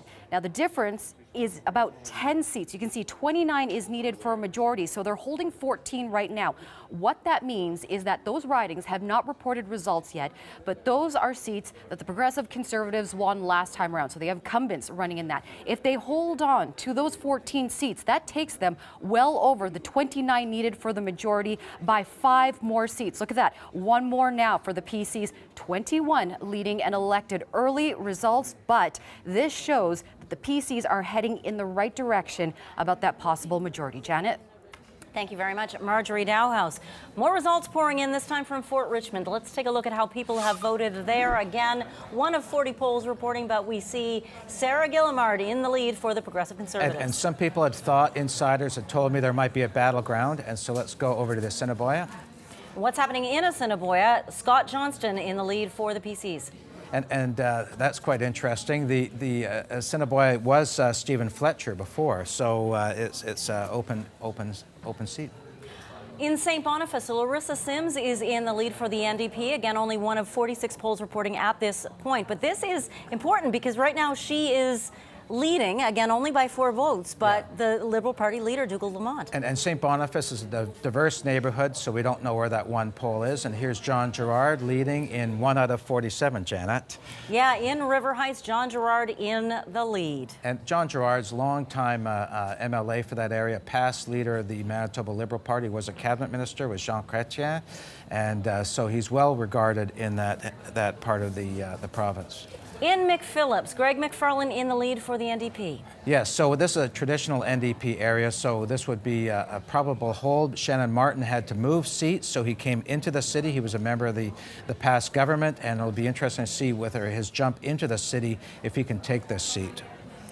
In the riding of Waverley, we see Dashi Zargani in the lead for the NDP. And John Reyes in last place, but this is only 1 out of 38 polls. John Reyes moved over as part of St. Norbert, has now in this new area, this new boundary of a riding in Winnipeg. John Reyes, a heavy campaigner, but it'd be surprising if the NDP took this seat by the end of the evening. But what about Fort Rouge? Fort Rouge is the riding where NDP leader Wab Kinew is running, and we see he is out to an early lead. That's right. And James Bedham, leader of the Green Party, where he lives in this riding, but he determined to run against Wab Kinew. But Wab Kinew is the leader of the NDP in a traditional NDP riding in Manitoba, long-time hold in Fort Rouge. So I would expect Wab Kinew to continue in this. Well, we'll be watching Andrew Micklefield in the lead in Rossmere right now for the PCs. Yeah, and he's the incumbent here, and he's leading the NDP. I would expect that he'll be holding this, but it'll be, still 1 out of 45 polls. These are very early, Janet, so it's hard to conclude anything from these results right now. Oh, but it's fun, isn't it? In Wolseley. Wolseley is the riding that the Greens are hoping to make a breakthrough in. At this point, the Green candidate isn't making it into our top 3. Instead, Shandy Strong is in the lead. Again, only 1 of 43 polls reporting, but she is leading for the Liberals at the moment. That's right, and there's been some moving around of the boundaries of Wolseley. They've taken in some actually traditional NDP areas. So 1 out of 43 polls. Wolseley is a hard-to-predict area. It's usually gone for the NDP, but the Greens have come very close last time, and the Greens have poured their resources into winning. So we'll have to see if David Nickars shows up in the next panel. Marjorie Dowhouse tracking vote share. What are you seeing? Well, Janet, here's a look right now at the map. You can see the NDPs are leading in the central part of the province as well as part of the north. The PCs have a lead up north. Where they are seeing a lot of seats that they're leading in is in the south. So let's compare this to 2016 when the PCs had that 40 seats that they won, an overwhelming win. But let's take a look at the vote change, and these numbers are going to explain a little bit more. So the PCs, 48% right now with the popular vote. They're down about 3 percentage points. The NDP at 31.7% of the popular vote. They're up 6 percentage points, so they're actually trending in the right direction. The Liberals, 13% of the popular vote, down slightly by 1 percentage point. The Greens at 4.1% of the popular vote, just down slightly as well. So our projection desk is keeping an eye on all these numbers. So the PC's down a little bit. They are down a few seats right now, but as you can see by the numbers, they're headed in the right direction, inching closer towards that possible majority. Again, the numbers keep changing, and we're tracking them all for you here, Janet. And here, Marjorie, is why they're changing, because we keep getting more results in. Let's go to Kirkfield Park, show you the early results we're getting from there. Show Scott Fielding in the lead for the PCs. In Morden Winkler, in the south of the province. Let's see what's happening there. Cameron Friesen in the lead by almost 200 votes over his nearest competitor, the Green Party candidate. In St. James, Michelle Richard leading by 2, so she's in a battle with Adrienne Sala of the NDP. In Tyndall Park, Cindy Lamoureux leading 9 votes over Ted Marcelino. Again, very early results here. In Elmwood, Jim Malloway off to the lead for the NDP. In Dauphin, Darcy Scheller in the lead there over Brad Michaleski of the Progressive Conservative Party. Nahani Fontaine is leading in St. John's. And now, let's go to Bartley Kivas, standing by at Progressive Conservative Party headquarters. Still looks pretty quiet behind you, Bartley. Well, actually, it's quiet behind me, but there's a lot more people in the room right now. And I'm standing over here with MP James Bazan. Thanks for being here. Anytime. Okay, now you have gone to work with Brian Pallister for a very long time. What can you tell me about, what can you tell us about him that a lot of people don't know? Well, I can tell you I've worked with Brian Pallister since back in the days when he was a member of Parliament. When I first got elected in 2004, he was still on the Hill. And here's a guy that's incredibly hardworking, that has always listened to his constituents, and really is one of the smartest and most analytical minds that I've ever worked with. So we are benefiting from his leadership here in Manitoba, and tonight's a great night for Brian Pallister. And if we can just make sure we get over that majority territory, it's a great night for Manitoba. You've been through a lot of election nights yourself. Early results right now, but what are you seeing here versus where you thought you might be right now? Well, I'm always amazed at how soon, the different desks are making the calls about whether or not it's a majority or minority and who's elected and who's not elected. Because I still think there's a lot of polls to come in. So let's keep an eye on some of those tight races and how it actually works out and who actually makes it into the Legislative Assembly. But you know what? I still think that for everybody that went out there and volunteered and campaigned hard, regardless of the parties that they worked for, and everyone that put their name on the ballot, is really a tribute to our strong democracy right here in Manitoba and across this country. And of course, we're heading into our federal election tomorrow. It's tomorrow, so endless elections here in Manitoba. What will we see from you personally tomorrow? Tomorrow, the campaign office is up and running. We're going to be moving out our big sign push tomorrow, and I'll be attending a few community events that I already had in my calendar that I need to get to first and foremost. But we'll be hitting a few doors before we go out and meet with some of our local community organizations. It'll be interesting to see how a Conservative government would work with a Progressive Conservative government if that indeed happens. My 15 years in federal politics, I've been dreaming of that day, and if we can have a strong majority Conservative government federally and a strong majority PC government here in Manitoba, I think that we really can get a lot done for the people of Manitoba. Thank you very much, Mr. Bazan. Janet, back to you. Thank you very much, Bartley Kivas. Now let's go to Marjorie Dowhouse. Well, Janet, take a look. This is Winnipeg right now. We mentioned battlegrounds in Winnipeg West as well as Winnipeg South. You can see there is some blue there. That's where the PCs are leading or elected right now. 30 now seats that the PCs are leading or elected in. But it is still very early in the race. And you're going to see that some races right now are too close to call. So Dawson Trail, the PCs lead the Liberals by just 1 vote. Very slight margin. Notre Dame Dame right now, NDP leads the PCs there. St. Boniface, the NDP leads the Liberals there by 1 vote. St. James, the PCs lead slightly over the NDP by 2 votes. Interlake Gimli, PCs again ahead of the NDP by 4 votes. Union Station, NDP slightly ahead of the Liberals by 4 votes. So again, there are 30 ridings where the margins are very slim there. 30 ridings, and there are, how many? 30 ridings right now with margins under 50 votes. Sorry again, that is 30 ridings with margins under 50 votes. So you can see the PCs and the NDP are in very tight races here in some of these ridings that are too close to call. It is still very early. We're waiting for some more numbers to come in. Janet? Marjorie Dalhouse, thank you so very much. We have an elect to tell you about. Our CBC Decision Desk projects that Wayne Owasco will take Lac du Bonnet tonight. Not unexpected. A rural part of Manitoba, Wayne Owasco has represented that for a long time. And in Elmwood, let's take a look at what's happening there. Jim Malloway still in the lead for the New Democrats. Yes, a traditional NDP area, and he's been hammering his campaign on the hospital issue around Concordia Hospital. Let's look at what's happening in the Kamisak, where Amanda Laughlin has a 300-vote lead. Yes, and almost 4 times Ron Evans, star candidate for the PCs, but Amanda Laughlin, longtime traditional hold, her family in this area, so not surprising. In the riding of Union Station, Uzuma Asaguara is in the lead, but we only have 2 of 56 polls reporting. Low numbers at this point. And this used to be the old riding of Logan, and but she would be the first, if she's, there are other candidates running in other places, but she would be the first black MLA from the black community.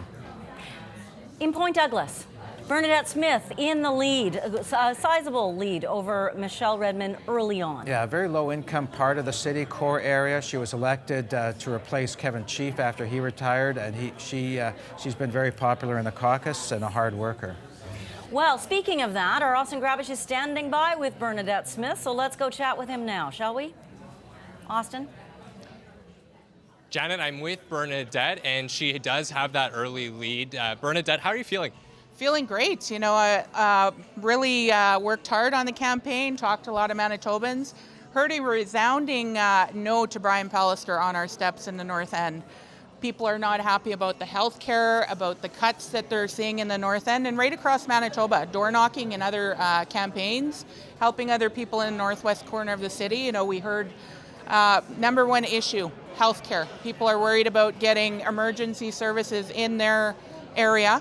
Of course, they don't want to, travel across the city, and they're worried about, having to make that travel if it's a life-threatening issue. I want to ask you a little bit about the party and where you've come since 2016, because I know you're still pretty new to the party. You won in a by-election in Point Douglas. Do you feel the NDP is a new party today than what we had in 2016 in Manitoba? And if so, talk to us about why.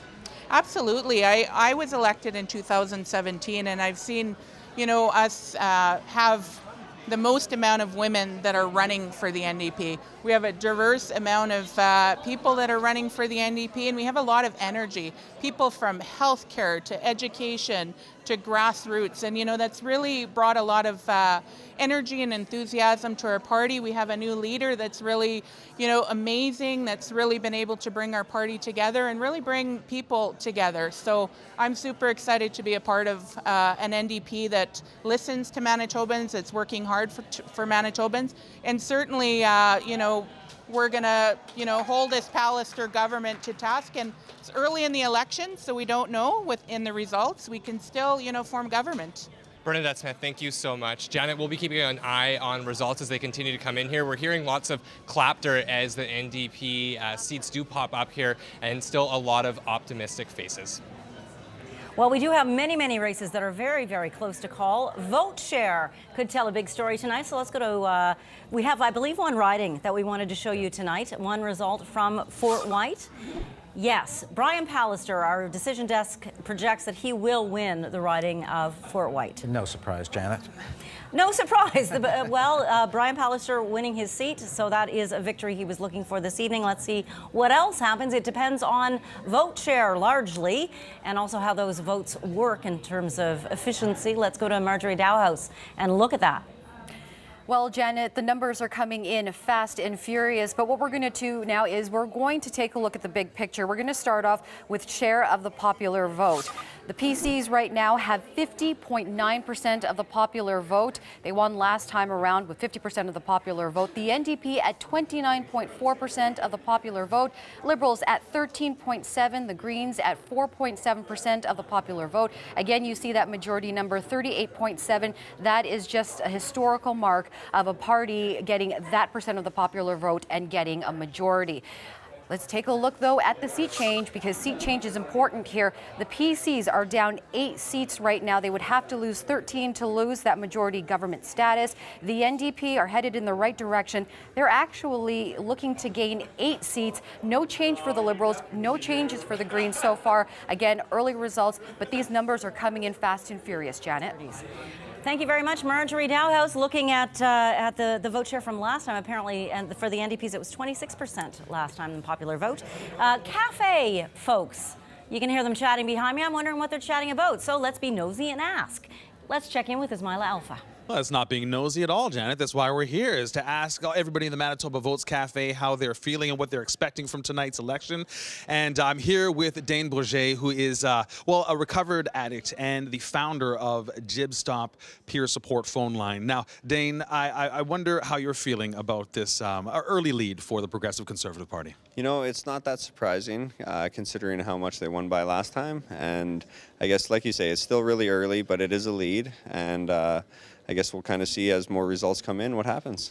What was it? Because I understand that you are, that's the where your interests lie. You support the PC party. What is it that captured you, connected you to that party? So I think what kind of sold me on them was all the strides that they've made with like the RAM clinics, which is rapid access to addiction medicine, and just some of the strides that they've made. They've only had 3 years to kind of prove and get their horse started, and I like the direction it's going and the speed it's going at. So they got more to do, but it's a good start. Any predictions for tonight? I think blue. I think blue, 32. All right. Thanks so much, Dane. I'm also here with Daniel Stokes, who was with the U of M campus Conservatives.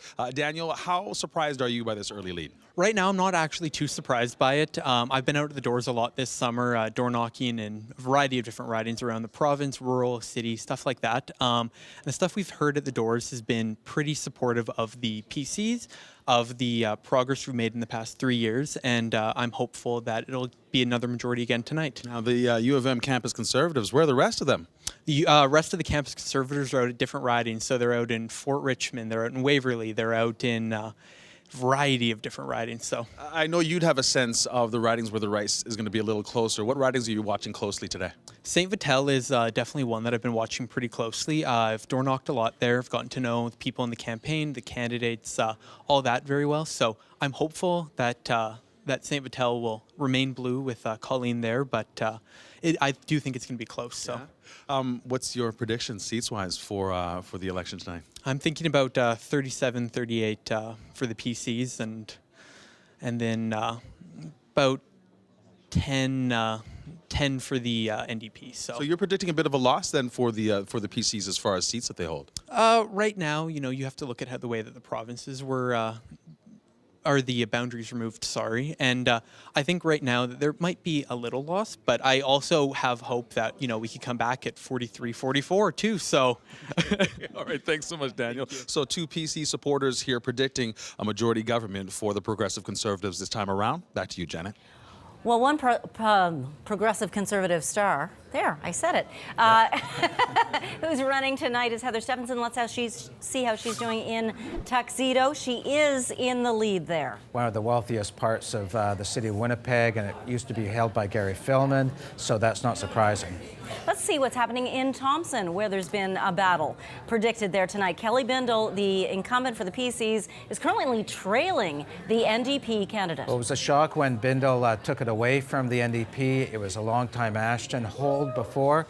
The NDP looked like they're taking it back with Danielle Adams. In Waverly tonight, John Reyes has jumped into the lead again early. Yeah, but we can hear some people behind us like that. And I expect to see John Reyes, if he's elected tonight, to be in the cabinet and the new government. John Reyes was St. Norbert incumbent and a very hard worker in that. We have many tight races, and one they were expecting tonight to be tight was Brandon East, where we can see Len Islifson is currently leading the NDP candidate. Yes, 4 of 40 polls, but nevertheless, if this trend continues, the PCs will hold on to this, which used to be a long-time NDP riding. So it could be a changing nature of Brandon East, this being the indicator. In Brandon West, which again has been a PC stronghold, we see Reg Helwer in a place he has to find comfortable. Yeah, doubling the NDP vote there, Janet. All right, taking a look at our next riding, Transcona, the NDP candidate in the lead. 2 of 41 polls, Blair Yakimowski being behind the NDP right now, but it's very early on, but he was challenged for the nomination. In Spruce Woods, Cliff Cullen taking the lead. Yes, very much so. 5 times the lead over the NDP. Spruce Woods, though, is traditionally a PC. Be interesting to see what's happening in the Maples, where we can see, again, few votes in, few polls reporting, but Aman Sandhu in the lead for the PCs only by 1 vote over the NDP candidate. That's true, and all from new Canadian families. There's no incumbent here, but it'll be very fascinating to watch this as we go ahead. Myrna Dreger in the lead in Roblin. Myrna Dreger has held that for a number of terms, and she was a very successful Speaker of the House, and so it's not surprising that she holds a strong lead early on going into Roblin, but it's only 1 of 46 polls. Let us go to our political insiders now. We're standing by with Marcy Marcusa to see what they think about these results. Well, let's start with Kelvin Gertson. We just saw the boards from Marjorie, and of course that magic number 29 now leading and elected in 34, although the numbers are moving a little bit. A lot of those seats, though, in rural Manitoba. Why are the PCs consistently finding their support in rural Manitoba, and maybe what are they missing the mark on in Winnipeg? Well, I certainly think in rural Manitoba, they see our party as a party that listens to them. Our party leader went to all 57 ridings in the north and in the south and visited all the different areas of the province, unlike the NDP leader. But we are doing quite well in Winnipeg, and I think that it's also representative of the fact that we've been reaching out to Winnipeg and to rural. Aaron Selby, what are you most feeling at this point in the night? I'm feeling pretty good about this momentum. I've said that for me, victory would be 18 to 20 seats, and we've been seeing that steadily going up. And there's some places where I hadn't expected to see us in the lead, and we're looking like we're doing really good. So I'm really pleased with these early results. Where did you not expect to see? What ridings are you talking about or thinking about? Assiniboia came up looking pretty strong, and I wasn't expecting that to look as good. Now, it's early in the night, but that does show that there are people, even in some very strong conservative seats, that are not happy with the direction that they're going. How much of an impact did 3 years and the election call coming early have on your party? Oh, I think there's no doubt that that Pallister ensured that the deck was stacked against us and our leader, both because of calling it early, calling it in the summertime, and making sure that all the unions were tied up basically at the same time as we were all campaigning. Kelvin Gertson's not even making eye contact with you right now. All the unions were tied up. I mean, if that's what you're simply relying on to win an election, then I think you probably lost before you started. But there was lots of warning about the election, or lots of discussion about the election happening this year, several months ahead of time, and people. Mr. Pallister gave lots of warning. Lots of warning was given. As the bickering continues here, the reality was the deck was stacked, and a lot of parties were working ahead. Janet, let's see what other results we have now that are being confirmed for us at this point in the evening. Heading right down to the border with the United States in the riding of Borderland, we can see that Josh Gunter, we project, will be elected in that riding for the Progressive Conservatives. Yeah, 4 times as much as the Liberals in that area. I was interested because Cliff Graydon's there running as an independent, but you know, Josh Gunter is actually in Winnipeg tonight for the celebration party. We're going to go there in just a moment, but first, we have more results that we would like to bring you. In fact, the CBC Decision Desk says it's seen enough, and it has a call to make.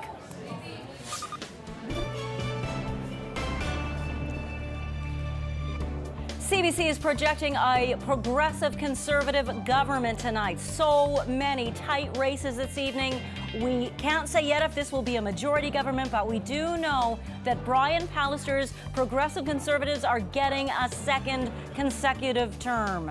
It seems Pallister's gamble to send Manitobans to the polls a year early has paid off. We see a crowd waiting at Progressive Conservative headquarters to find out, okay, yes, we're going to form government, but will we get that majority that will make pushing through the changes we want to make all that more possible?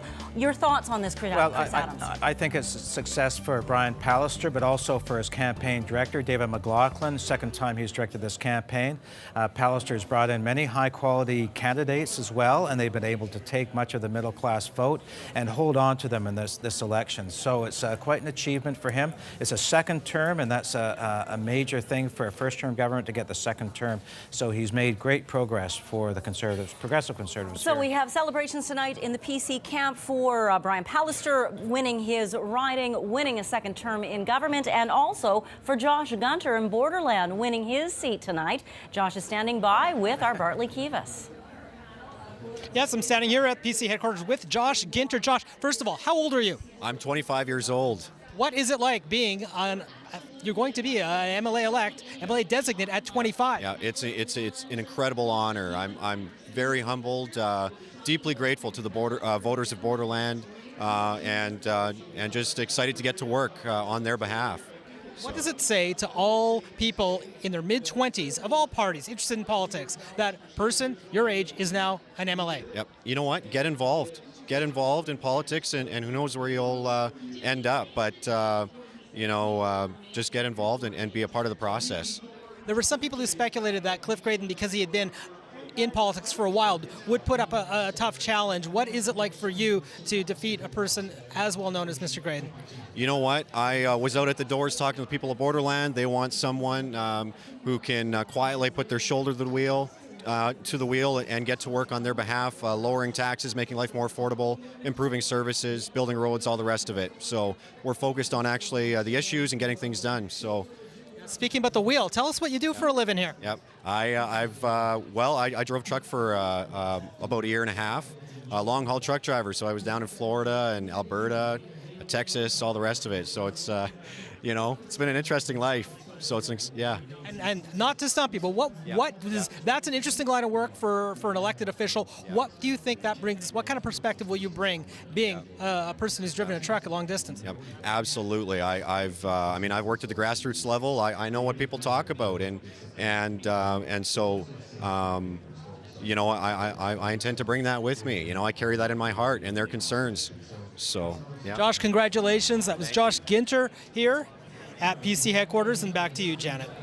Josh Ginter, our newest MLA, who's 25 years old and a former long-haul truck driver. Good for him. Interesting guy.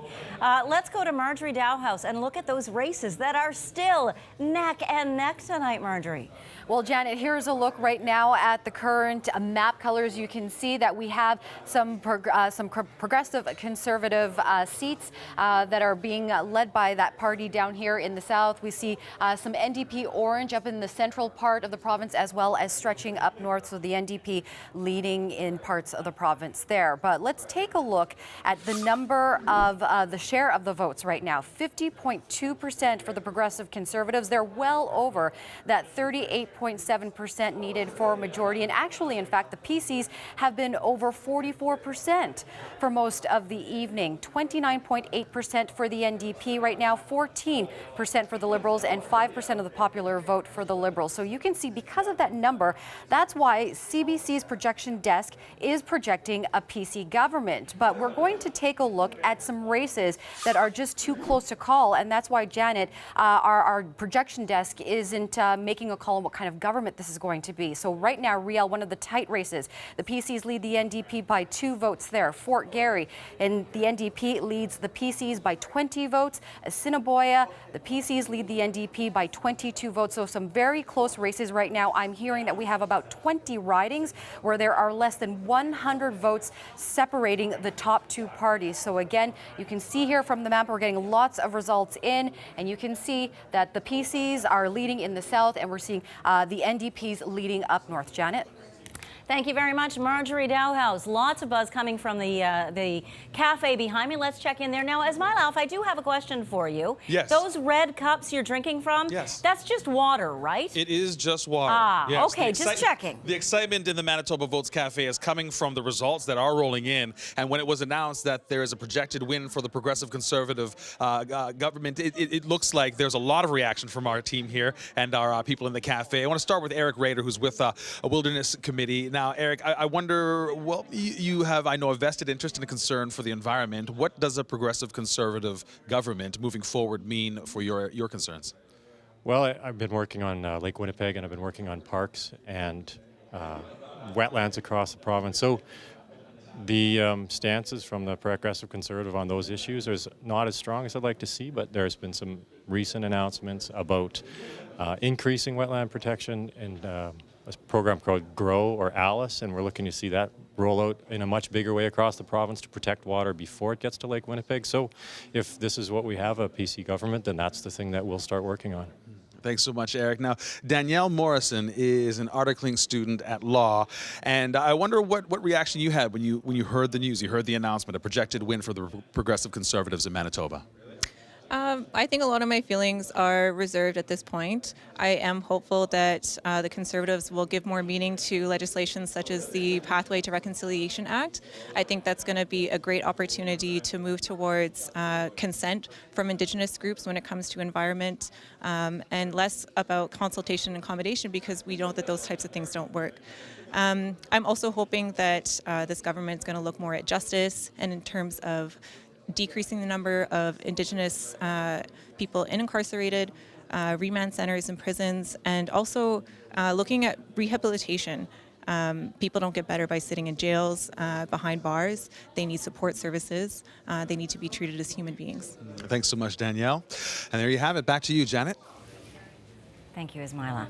Let's take a look at what's happening in several ridings tonight. In Assiniboia, for example, you see Scott Johnston still in a fight with Joe McKillop of the NDP. And that was Stephen Fletcher's riding before he left the PC caucus. It's often a battleground. Jim Rondo had it before for the NDP, but the PCs have targeted this for many years, and it looks like it might stay in the same thing if this pattern continues, but only 16 out of 44 polls. Now, we know the NDP wanted to take St. Vital, and currently its candidate, Jamie Moses, is in the lead there. That's right, and Colleen Mayer was promoted to the cabinet, Minister of Crown Corporations. She's in second place by over 100 votes behind.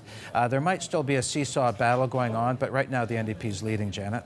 In Thompson, the riding that Steve Ashton held for the NDP for 35 years, now it looks like Danielle Adams, who used to work with his daughter, That's well, right. she's leading, but it's early on. She is ahead of Kelly Bindle, the incumbent. By less than 100 votes, but 8 out of 53 polls reporting. But if this continues, it'll be an increase for the NDP.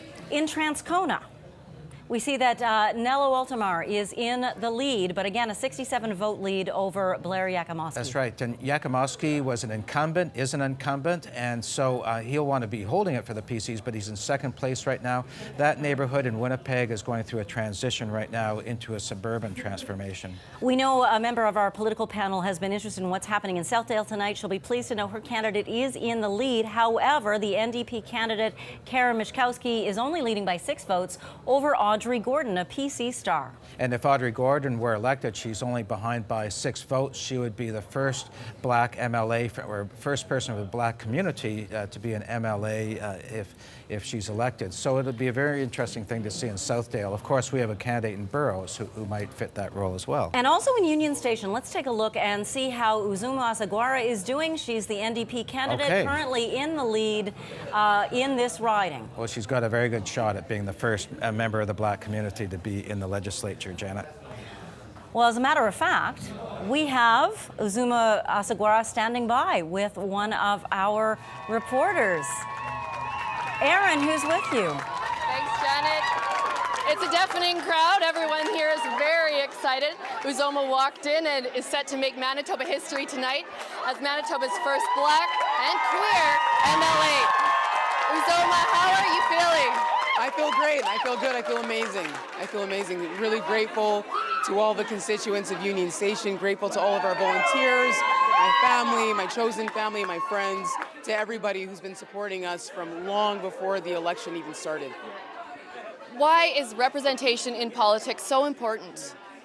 Well, fundamentally, our elected officials in our Manitoba legislature should absolutely reflect the constituencies and communities that are in Manitoba. And so, making sure that our elected officials look like the communities they serve is fundamental to making sure that all voices and all communities are served well in Manitoba. Uzoma is a psychiatric nurse, an addiction specialist, an athlete, and someone who stands up for marginalized people in Manitoba. How will you channel this work in the legislature?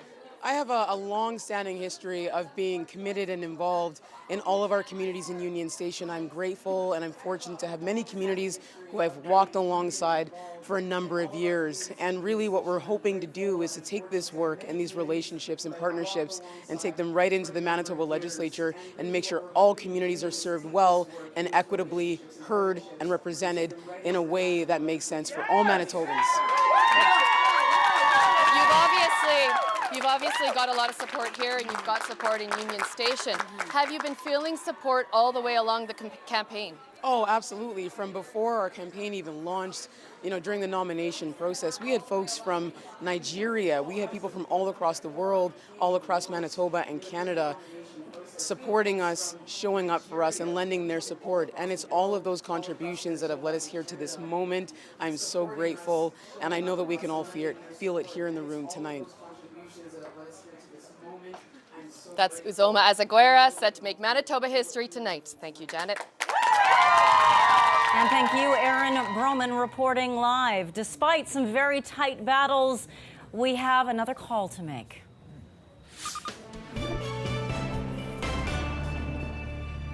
Our CBC Decision Desk projects that it will be a majority government for Brian Pallister. The father, former teacher, former member of parliament and financial consultant, the man who says he wants to work to put more money on the kitchen tables of Manitobans, will have a majority with him in the Manitoba legislature to help push through the reforms, the changes that he wants to make for our province. Go ahead, Chris. Well, I was going to say it's really quite something, and it seems to be following the pattern of the prairie provinces in Canada, with the Saskatchewan Party, multiple re-elections, and then the Alberta Unity Party coming back into power in Alberta. So this is a part of Manitoba being showing a small C conservative culture in much of the province, not everywhere, but much of the province. He had such an aggressive agenda in the 3 years rather, that he's been with us in government. He has made many reforms and been quite aggressive on them. There was some concern tonight by people who are progressive conservative supporters that perhaps they'd been a little too aggressive, that perhaps there would be pushback from that, but we are not seeing that pushback tonight. I mean, he's taken on some real risks. He's redone the hospitals, the emergency wards in many parts of the community. He's been approaching reform for education in the coming term. He's rolled back the PST. He's taken on the public sector unions. So he's been a very aggressive premier, and he's run on his record, as his campaign director said just a little while ago, and it seems to be a successful approach.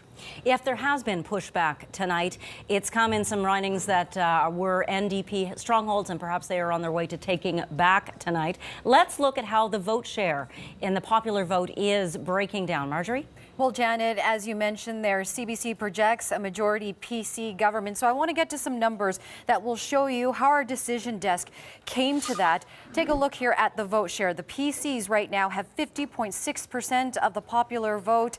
They have had that popular vote number pretty much all evening. They've been sitting above 44% of the popular vote for pretty much the entire evening. 28.4% of the popular vote right now for the NDP. The Liberals at 14.6% of the popular vote. The Greens at 5.6% of the popular vote. Again, the PCs there, you can see well over that majority of 38.7% of the popular vote. But aside from the popular vote, we are looking too at the change in seats. So the PCs right now stand to lose 7 seats.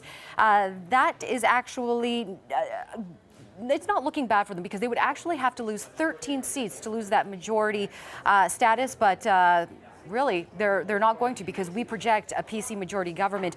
The NDP are trending in the right direction. So far, they stand to gain 8 seats. The Liberals right now look like they could lose 1 seat. So again, those numbers, vote share, and also seat change, Janet, give you a good idea as to why CBC projects a PC majority government.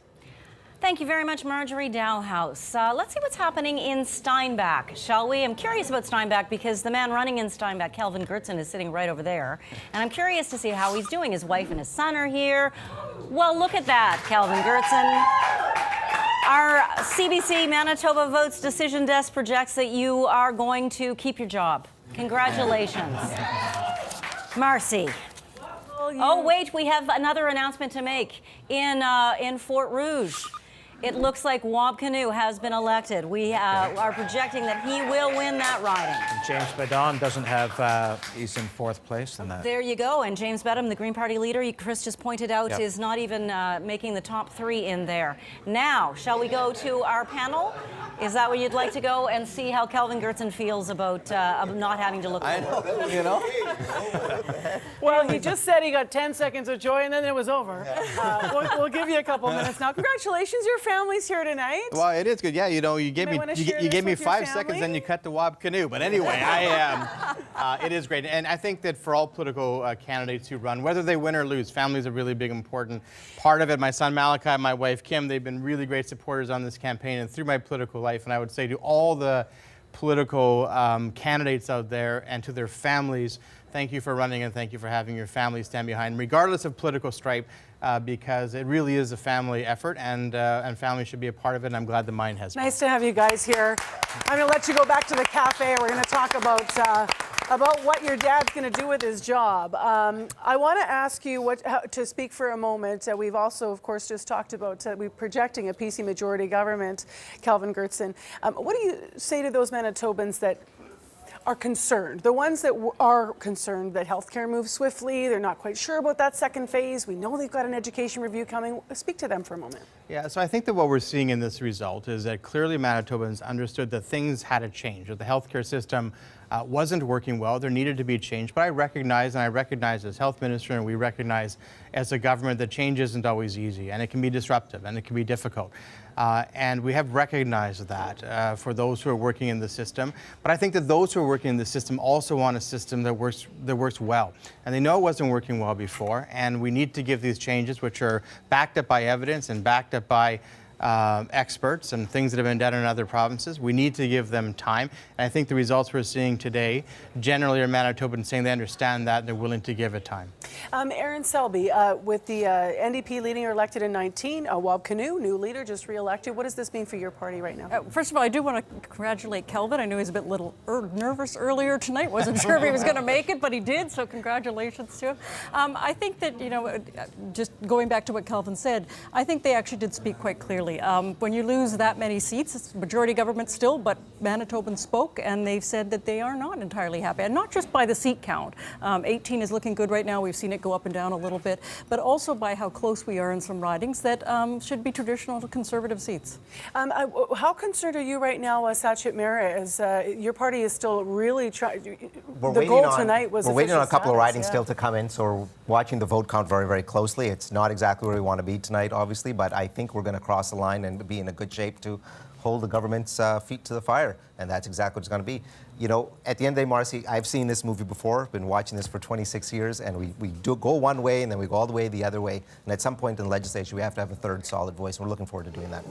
If this majority number holds, of course, we're still waiting for a lot more information tonight, but will it be viewed as a resounding success? I mean, 36 is not 40, but you were looking at history in this province for majority governments when the province does choose progressive Conservative governments. Well, there's no question. I mean, 36 would have been our high water mark before, if not for the 40 that we got at the last election. And so I think you see two very, very strong majority governments, certainly more than we've seen historically under Conservatives governments. And that speaks well of the fact that people want to see us continue with the work that we're doing. We've put forward good plans for the term, and they want us to continue that good work under Brian Pallister. And just for clarity, we have, of course, projected majority government. We're not sure how sizable that lead will be by the end of the evening.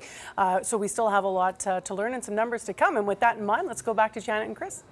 Well, one certain thing that we do know for certain is that Uzuma Asagwara, we project, will win in her riding of Union Station. That could mean a lot to members of Manitoba's Black community. 2019, and she is the first member of the Black community to be elected as an MLA in our province. Let's go to Ismaila Alpha, standing by in our Manitoba Votes Cafe. Well, you speak there of the projected win for possibly the first Black MLA here in Manitoba. I'm standing with the first Black City Councillor here in Winnipeg, Marcus Chambers, City Councillor for St. Norbert, and Deputy Mayor as well. I wonder what that, what you feel when you hear and see the first potential Black MLA here in Manitoba. Well, first of all, congratulations to Zuma. I sat with her in an interview that we did earlier this year, and I can just tell from her that she's a very capable woman. And I'm so glad that there is now a member of the Manitoba legislature that is Black. But it's not just about being Black, it's about being capable. And I know for a fact she is very capable. What does it mean for, young Black people in Manitoba to see someone who they feel looks like them, not only Black and in a position like that, but very capable, as you point out? Well, we're all from somewhere. And so it's an opportunity for newcomers to see themselves reflected in government, and that the decisions that are being made are also representational of them. So this is absolutely fantastic. Winnipeg is such a diverse city. Manitoba is a diverse province. And it's a great opportunity, again, as newcomers are coming in, that they can see themselves represented in our government. Now, there is so much I want to talk with you about. I mean, not just the first Black MLA here in Manitoba, but the fact that is a projected majority government for the Progressive Conservatives here in Manitoba. What does that mean to you? Well, we were sitting in EPC this morning and we were talking about the election and what that might represent. And it's an opportunity now for us to refresh our relationship with the provincial government. We've got a lot of work to do going forward. The city of Winnipeg is facing a meth crisis, and we want to work collaboratively with our government to address these issues.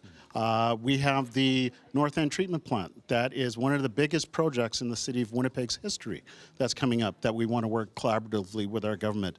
We have so many different files that we can work on. I'm looking forward, as sitting on the chair of the Winnipeg Police Board, to hear that $10 million announcement that was made by the Premier with regards to downtown safety. So these are some of the things that we can start to look forward to in terms of working collaboratively with them and moving our city forward. Of course, economic development is another area that we want to ensure that our city is moving forward. Thanks so much. Thank you. Marcus Chambers, City Councillor for the Ward of St. Norbert. Back to you, Janet. And Deputy Mayor.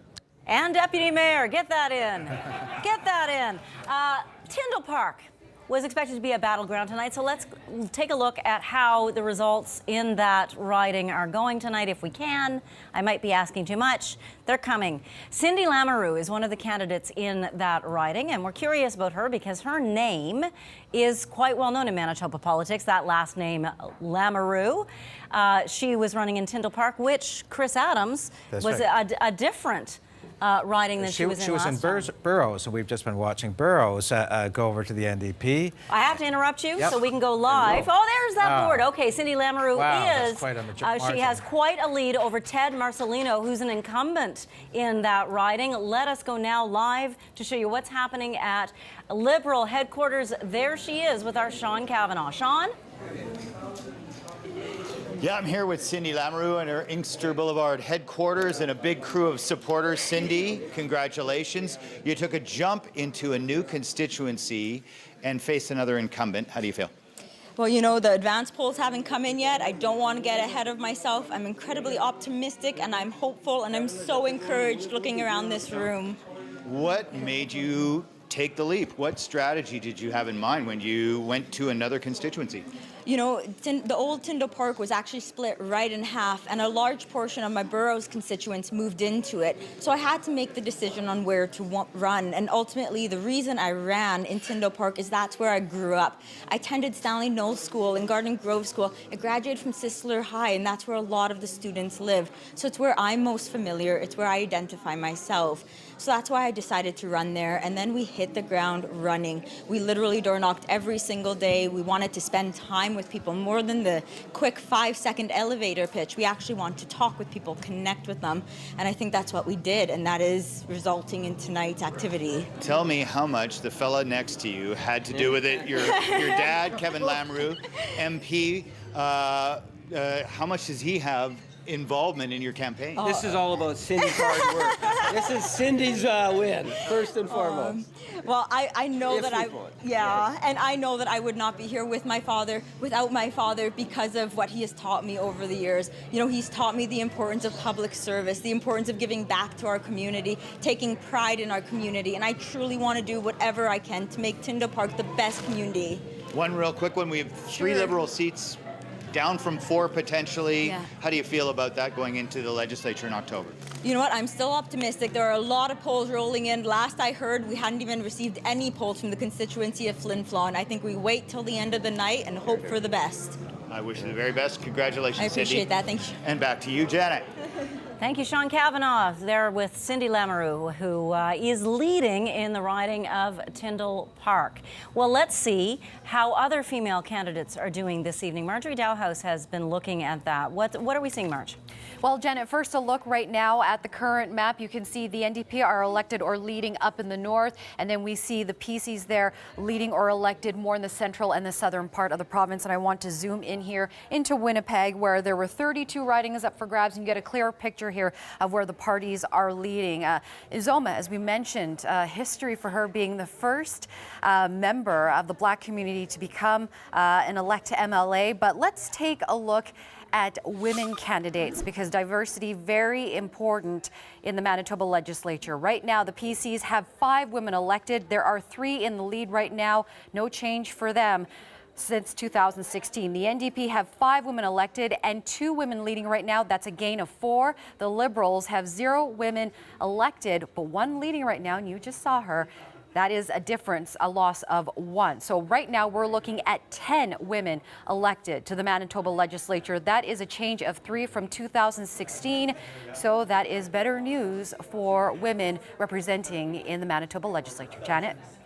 Ismaila Alpha is talking with voters right now to see how they feel about the issues and how things are shaping up tonight. Ismaila, what are you hearing in the Manitoba Votes Cafe? Well, Janet, I'm hearing a lot about inclusivity and how important it is. And I wonder, how we're doing so far when it comes to inclusivity. Of course, we were just speaking about the fact that we're projecting a win for Manitoba's first Black MLA.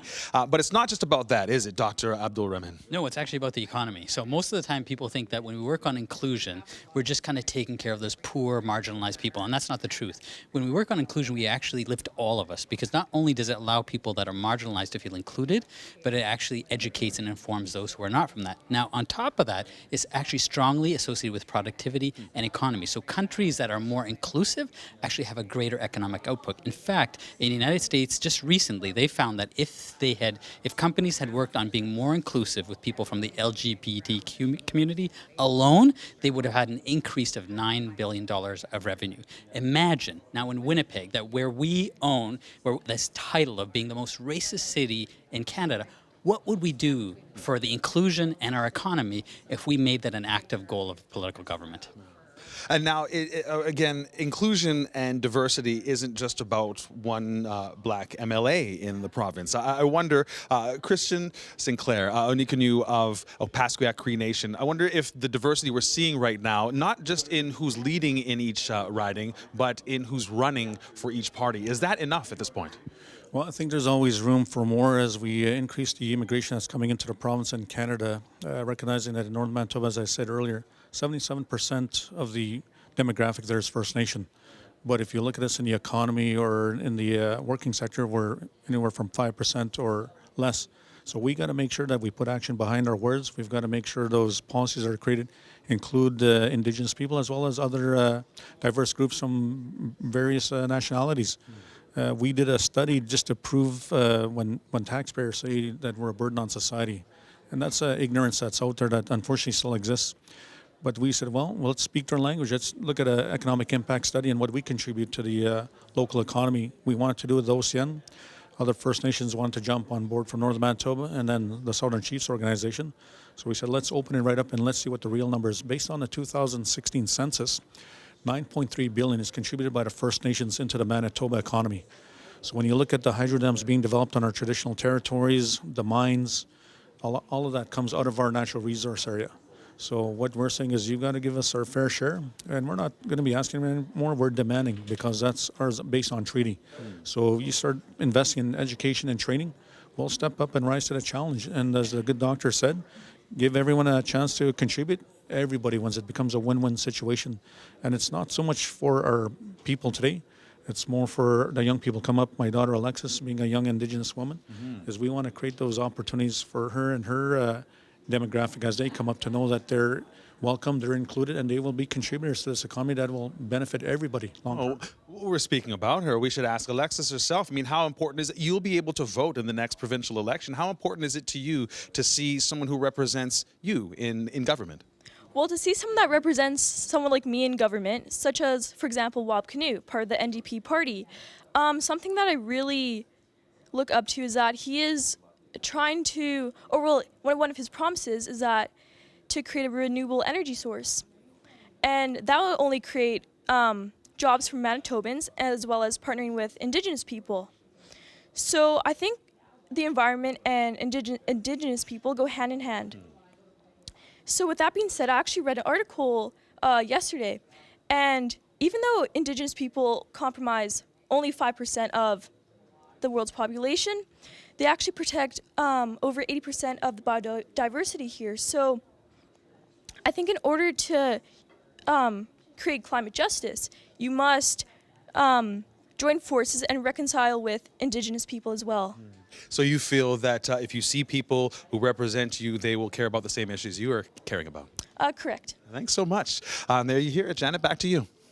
Thank you so much, Ismaila Alpha. Let us take a look tonight at Wolseley. What is happening there? Because we don't see a Green candidate on our leading board. And Wolseley is where Dave Nickers was hoping to lead, but he's in second place after Lisa Naylor of the NDP. That'd be a real disappointment for the Green Party. They really put all their chips in that. They even had advertisements on commercial radio for David Nickers this week.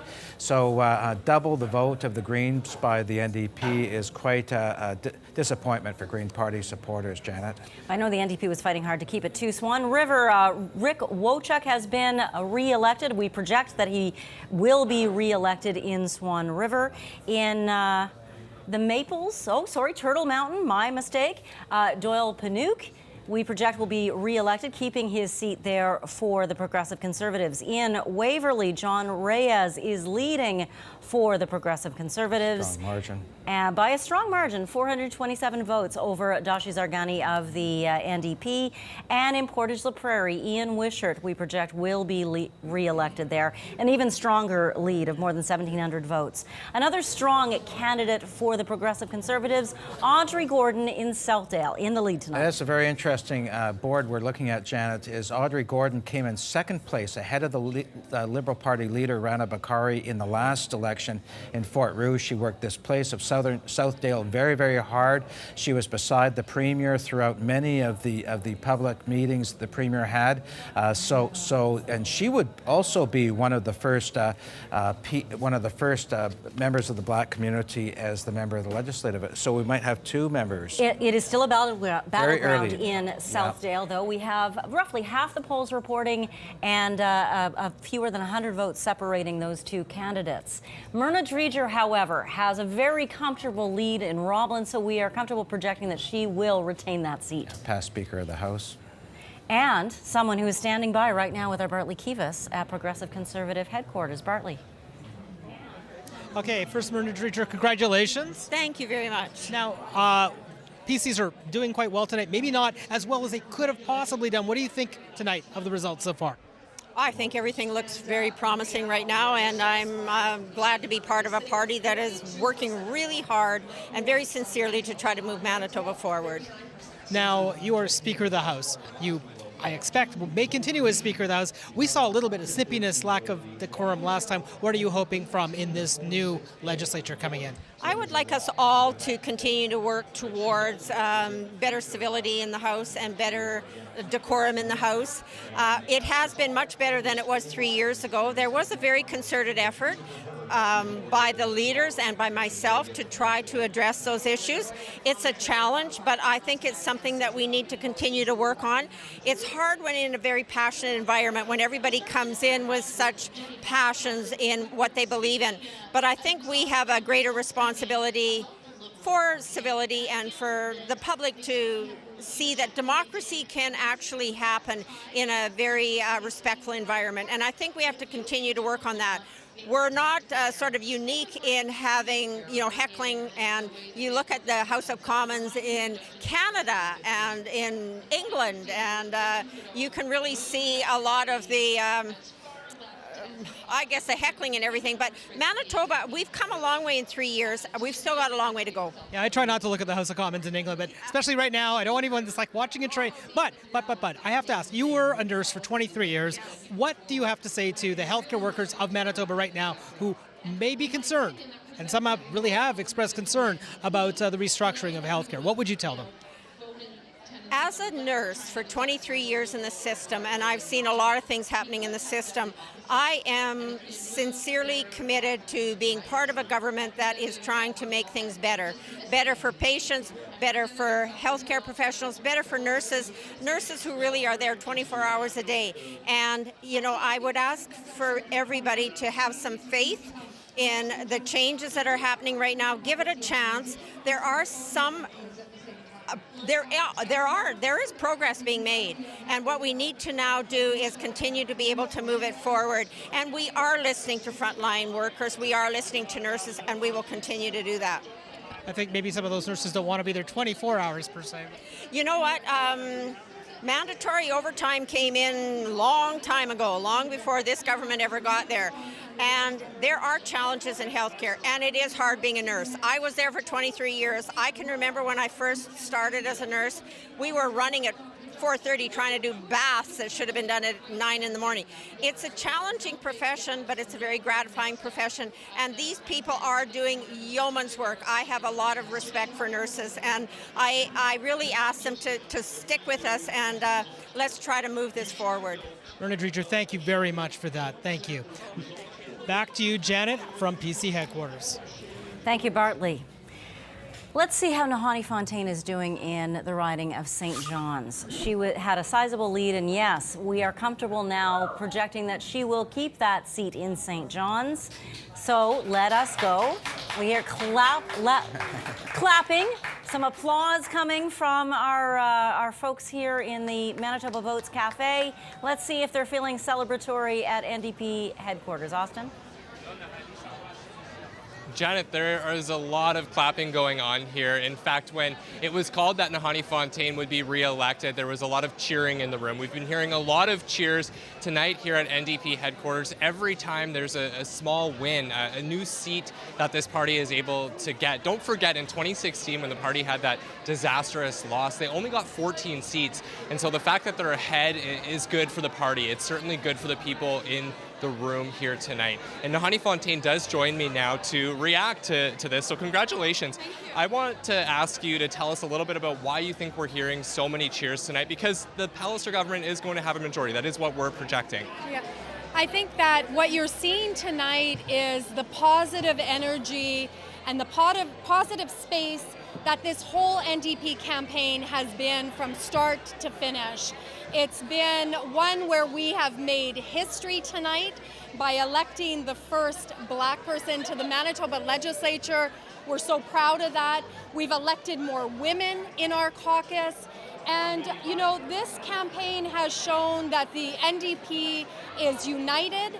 We are proud of the campaign, and we're proud of our leader and the way that he held all of us during this campaign, and the way in which he showed a better way for Manitobans.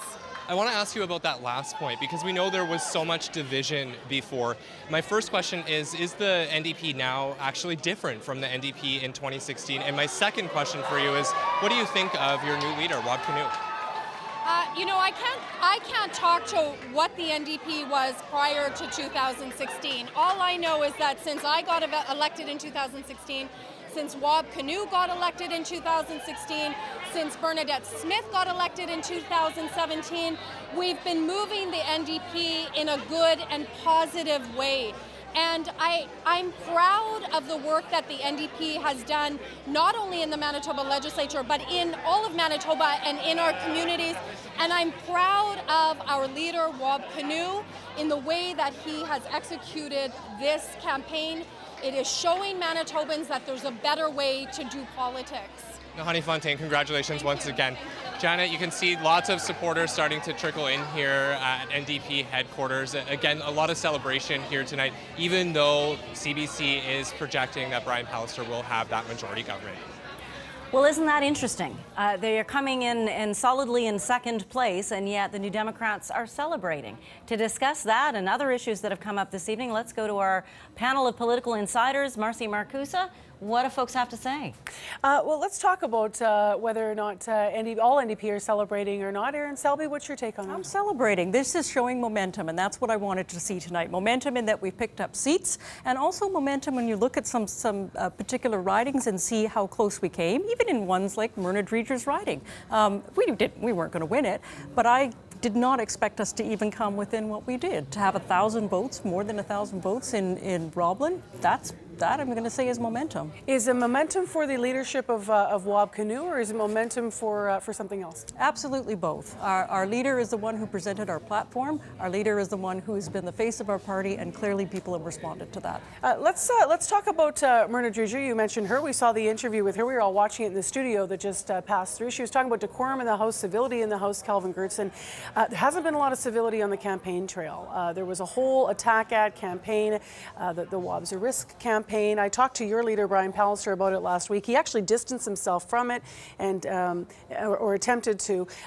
How do you get to civility after this kind of a campaign? Well, I mean, there are two different things, right? Civility in the House, which I think, as Myrna has said, I think has improved, and I've been there for 16 years, and I have seen it improve. Particularly in the last 3 years. And I think that's important. People recognizing we might have different opinions, but it's not necessarily personal. On a campaign, it is important to present Manitobans with the facts. And when it came to Mr. Canoe and his background, it was important that they know the facts and they can make the decision for themselves. And so I don't think providing factual, the level of political discourse that was lowered during this campaign was really perceptible. On one side, you had the Pallister government putting ads out that were personal against another leader, and on the other side, you had the opposition government put out ads that were calling the other party's leader a certain farm animal. I mean, that's not the level of discourse that you want to be presenting to the public, and then you're taking it into the House and then turning away from it. They're not going after our platform. That's the thing. They didn't want to talk about platform. They wanted to attack character because they were scared to talk about our platform that they knew was a strong platform that Manitobans have responded to.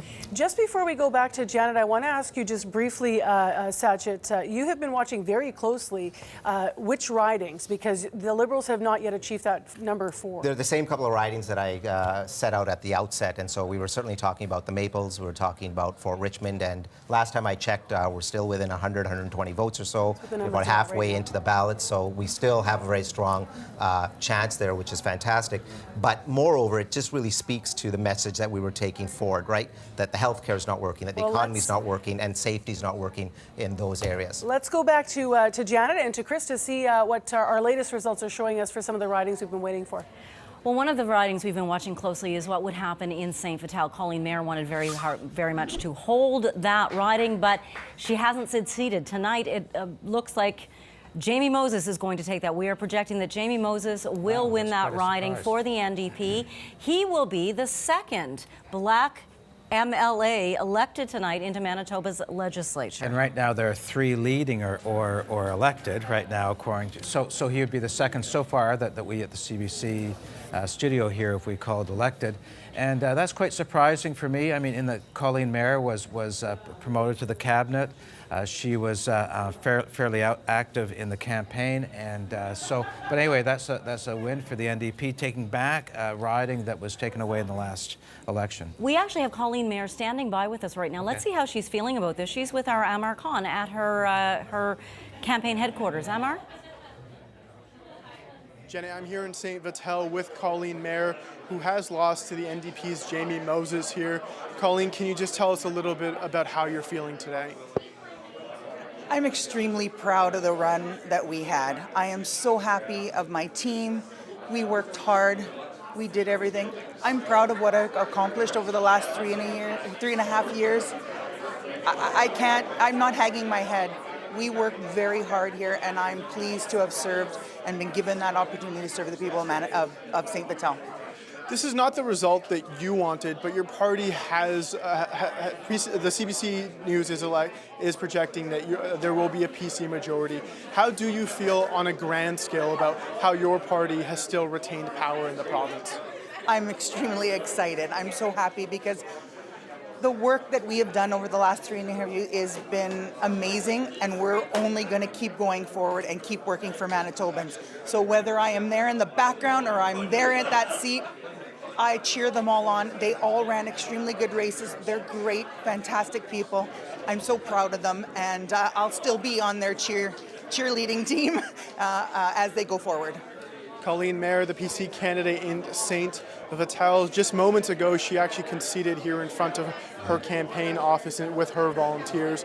So Jamie Moses of the NDP will be the one who will be taking this seat. Back to you, Janet. Amar Khan live in St. Vital. Thank you so very much. 2019, and we are making history in Manitoba tonight, electing our first members of the Black community as members of the Legislative Assembly. Let's take a look at where these candidates are coming from. Malaya Marcelino has, we project, been elected in the riding of Notre Dame.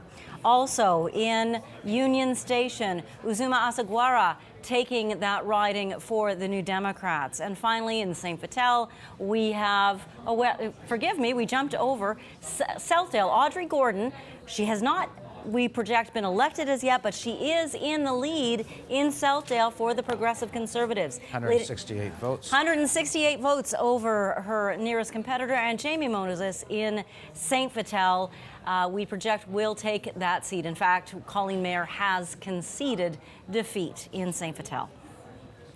So quite an historic night. It is, and you know, the legislature is becoming so diverse that we're getting different communities in there. And keeping in mind, though, that Colleen Mayer was a Métis woman, is a Métis woman. So while one group comes in, there might be other groups that might be not coming in. We have such a diversity in Manitoba, though. I think it's got to be fantastic for voter involvement and inclusion. Diversity and representation matters. So if you see yourself as a politician, someone who looks like someone who talks like you, perhaps, you know, is also a new Canadian, then that's got to be good for our democracy. 40 years ago, Janet, it was dominated mostly by by men, white men, you know, and so it's and our society was diverse even back then, but now the legislature is starting to reflect society in a better way than back then. Well, there it is. So we'll have to look at our voter turnout tonight and see which areas we're supporting different candidates. Certainly, the Liberals tonight sitting at 3 seats, leading or elected. They were hoping to get to 4. Let's talk a little bit about why that number 4 is so important for any party. Well, to be recognized as a party in the legislature, you need to have at least 4 seats, so that gives you better representation on the floor, that you're allowed to have more time for speaking, you're given better office facility, more resources for staff. So to fall down to 3 seats has an impact on the Liberal Party. And you can bet the next by-election they'll be pushing very, very hard to win. They dropped to 3 really because Judy Klassen dropped out of the northern riding of Coatenook to run for the federal election that's going to be called tomorrow, I understand. So that's had a real impact on the Liberal Party in the legislature. Certainly, and they actually, in the last general election, only won 3 seats. That was a breakthrough. That was an improvement for their party, and it was Douglas Lamont winning a by-election in St. Boniface that gave them that magic number 4. Let's look at how he's doing in that riding right now. He is in the lead, leading more than 400 votes over the NDP's Larissa Sims. Yeah, so more than 1/3 of the polls reporting, so that's a fairly comfortable lead for right now. And Dougal Lamont's leadership certainly is something that people will be talking about tonight. How did he do? This was his first campaign as a leader. I think people will say that he ran a good campaign. He performed well in the debate. He had very good press conferences. I think the trouble with the Liberals right now is capacity and resources. They don't have the money, they don't have the staff to be doing a lot of things that the other parties are able to do. And also they have yet to really, Kuwaitnik notwithstanding in the last election, they haven't for a long time been able to break out of the city of Winnipeg. And they need to sort of become more of a provincial party than just sort of a suburban type party. Now, we were thinking tonight that we might see a Green Party candidate make it onto the board this evening. And that the Green Party candidate might be taking votes away from the NDP and the Liberals. What are your thoughts on that? I think it's a very disappointing night for the Green Party. They put their resources into Wolseley. David Nakars had been close. I'm just going to interrupt you now. We're looking live at Liberal Party headquarters. You see leader Dougal Lamont walking in, saying hello to his party supporters, shaking hands. He'll be walking up to a microphone, so just in a moment we'll be hearing him speak. What does the Liberals' new leader have to say about his first general election in Manitoba as leader of the Manitoba Liberal Party? Let's get a shot of him at the podium, and when he's ready to speak, we'll listen and hear what he has to say. Merci tout le monde. Merci Simoniface. Miigwech to Mary, who is a lovely woman who called me to tell me she was voting for me. I just want to thank everybody. I wanted to talk now. We still don't know what all the results are going to be. There's still other results to come in, and some very tight races and some very early poll results, so we don't know exactly what's going on. But in any campaign, there are always too many people to thank, and there are no easy campaigns. We set out to run a positive campaign based ideas, and clearly that was our first mistake. We also wanted to challenge the status quo on how politics work in this province in terms of tone as well as in terms of ideas. Because politics is often called a blood sport, so to each and every candidate who ran for the Manitoba Liberal Party and each and every volunteer, thank you. Because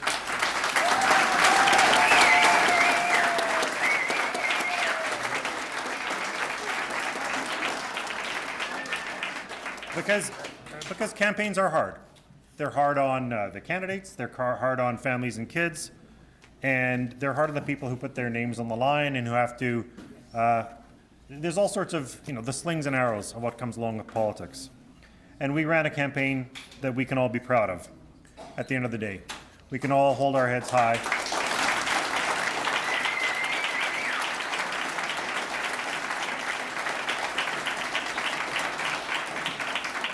And that does matter, because I think we did talk about the most important things that need to be talked about. And it is, people have always told me I have an uphill battle as leader of the Manitoba Liberal Party. I often say, well, you should see the hill that I just finished climbing. But we have built this team, and there are an incredible number of extraordinary people. And it is hard, because there are lots of important lessons that I've learned from politics over the years. And one is that you can put everything you have into something. You can deliver the best work of your life, and sometimes it's still not enough. And that's life, and that's politics. The important thing is, though, thank you very much for next time. We will continue to build. I think we've demonstrated that we're a serious party, that we're a credible party, and we've taken this party to the next level. And we need to keep doing that, and we need to keep building. Because there are a whole series of issues that if we hadn't talked about, they would not have been talked about at all. And that is really important. And we have been a party that listens to people who have not been heard. Whether it's John Gerard or Judy Claassen or Cindy Lamoureux, we've been there for people, and we hear that all the time, that nobody else was there to listen when we were there. And so we will continue to play that role. Thank you very much.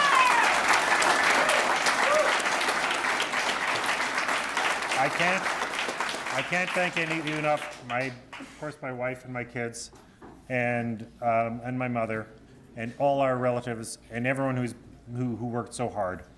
I continue to believe in Manitoba as a place that's progressive and it has a great future, and so does the Manitoba Liberal Party. Thank you very much, and We'll see you soon. Thank you.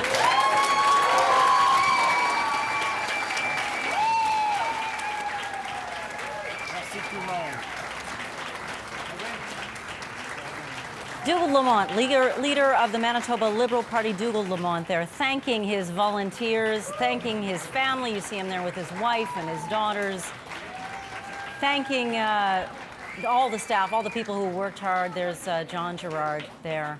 It's quite a change in his life, Janet. You know, 3 years ago, he wasn't even in the Assembly.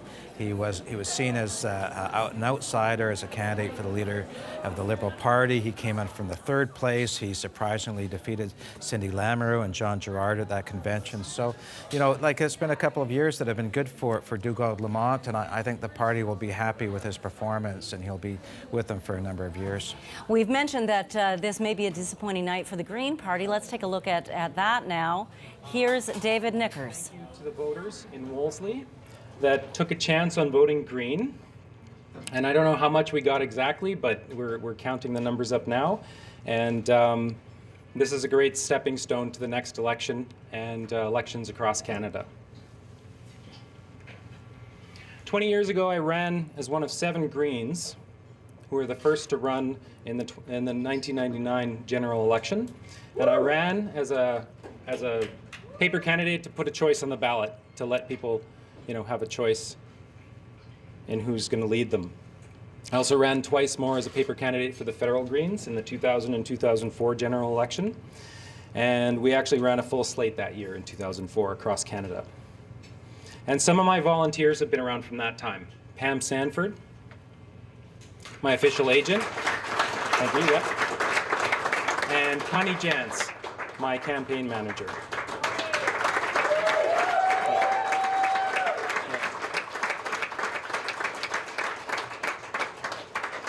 I also want to thank my core team of volunteers, Pam, Connie, Brianne, Paul, Liz, who's in Japan right now, Sandy and baby Mary, who came canvassing with me a number of times in May, Ruth, Dirk, Laura, Prasad, Dennis, and Janice, just to name a few. We've had a lot of youth volunteers as well. Like I said, baby Mary. We also had another baby come out. We've had volunteers as young as 10 who came with their parents. And we had teenagers helping out who were 15, 16, and 17 years old.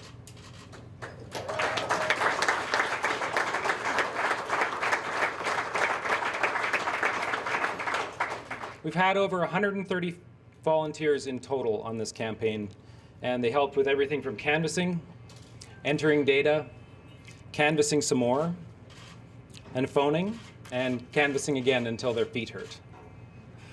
We've knocked on every door in this riding, and we did about 3 rounds of the riding, and some of which we actually went on a 4th round. Also, we've had special guests from across Canada. I'd like to thank the leader of the Green Party of Canada, Elizabeth May, for her time.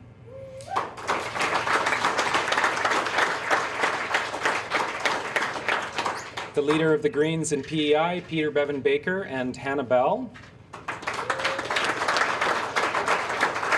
Mike Schreiner from the Green Party of Ontario, and Alex Tyrell, right there, from the Green Party of Quebec. We've had experts advise the campaign like Sean Yeo, Lynn Serpy, and Dave Bagler, and many others. I couldn't have done this without the excellent leadership of James Bedome and Andrea Chalet. Would you guys come up, please?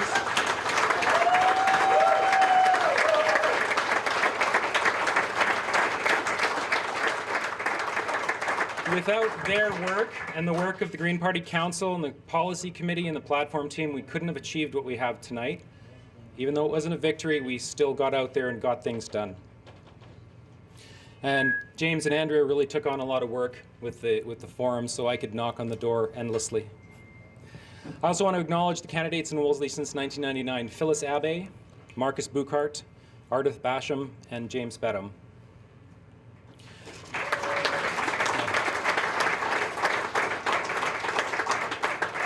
Last but not least, I want to thank my family, my father and my mother, my stepfather Bill, many members of the David other members Nakars my of the family Green cut out. Party, A couple the cousins Wolseley worked on the candidate campaign. who'd been so helpful, hopeful that he might make a breakthrough tonight. Only 400 votes separated him the last time around from Rob Altemeyer, who ended up winning the Wolseley riding. He was hoping that without Rob Altemeyer running in the riding this time around, that the Green Party might actually be able to have a win tonight, but alas, that has not happened. Let's go to our political panel, our insiders, to talk about what has happened.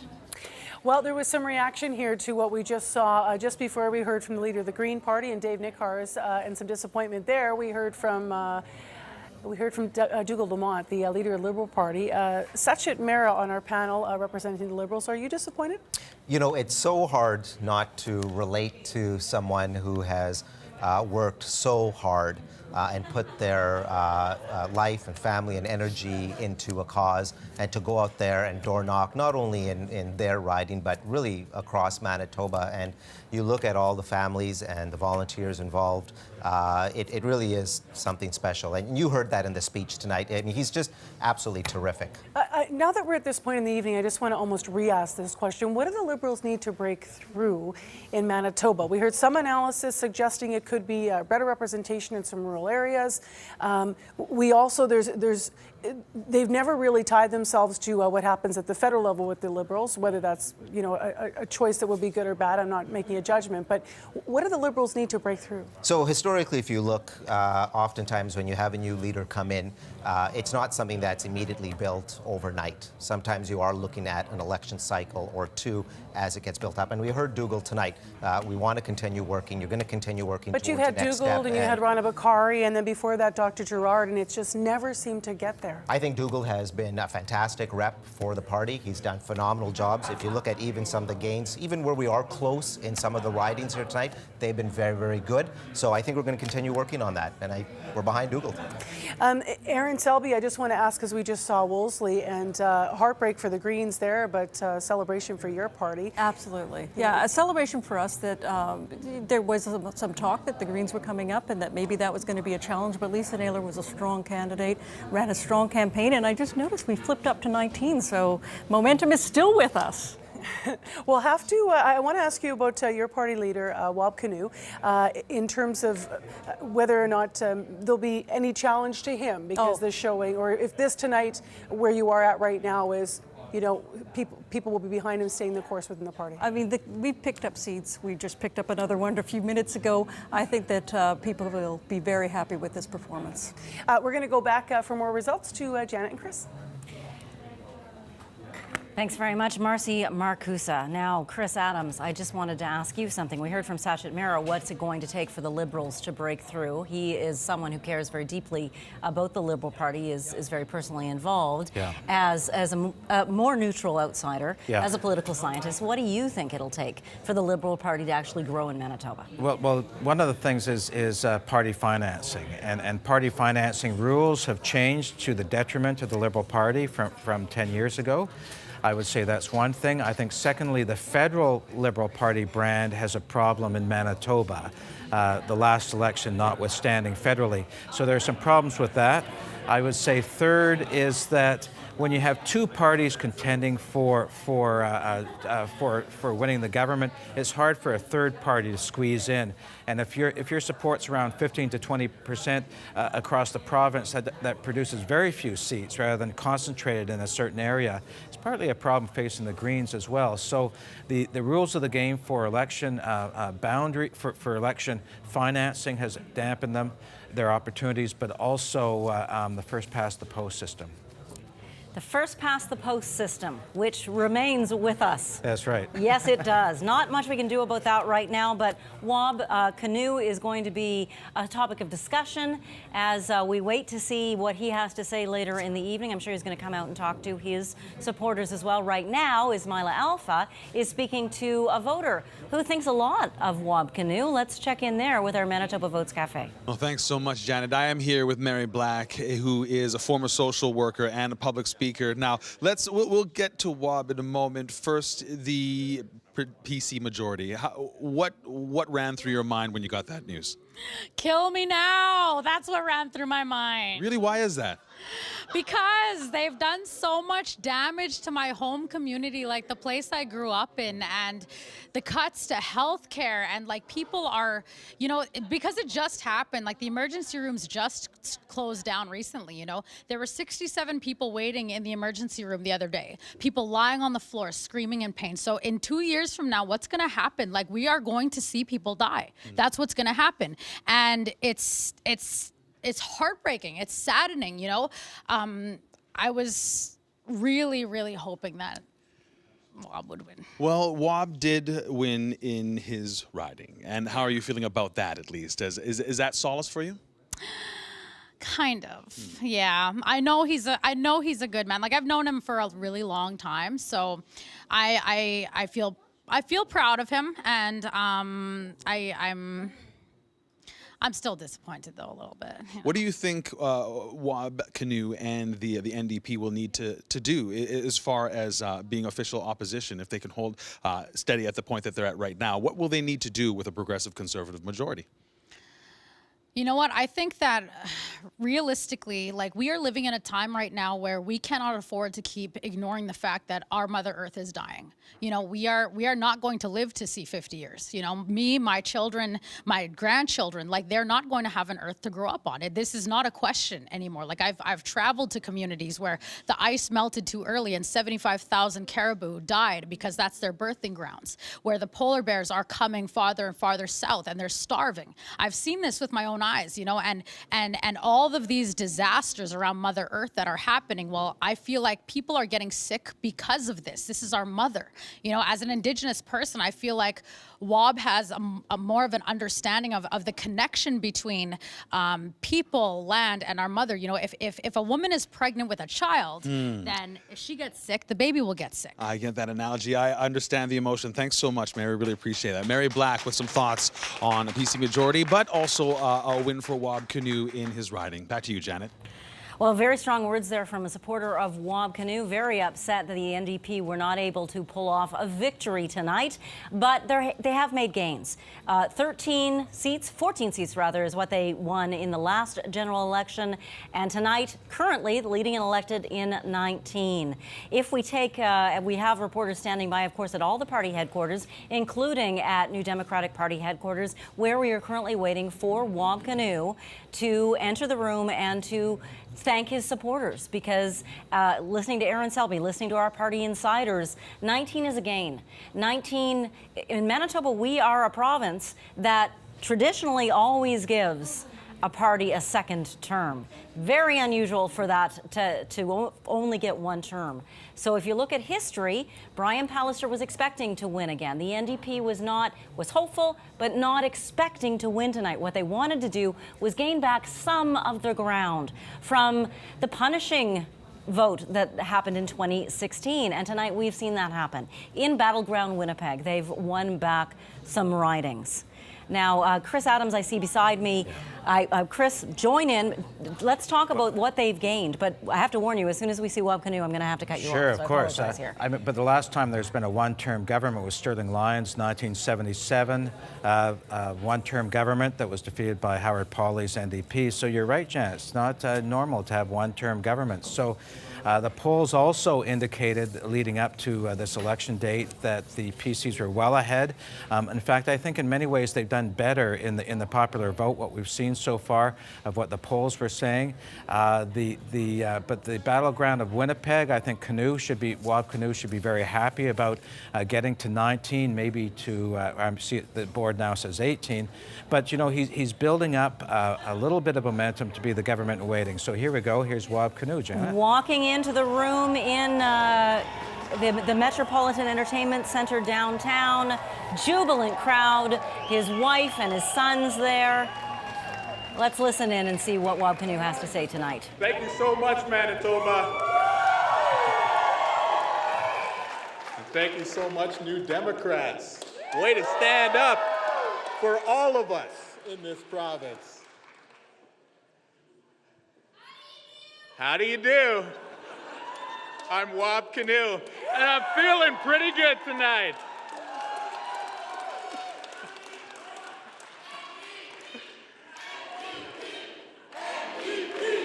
I'm very proud of you, the Manitoba NDP. You've done such a great job, all the candidates, all the staff, and the volunteers. Make some noise. Thank you so much.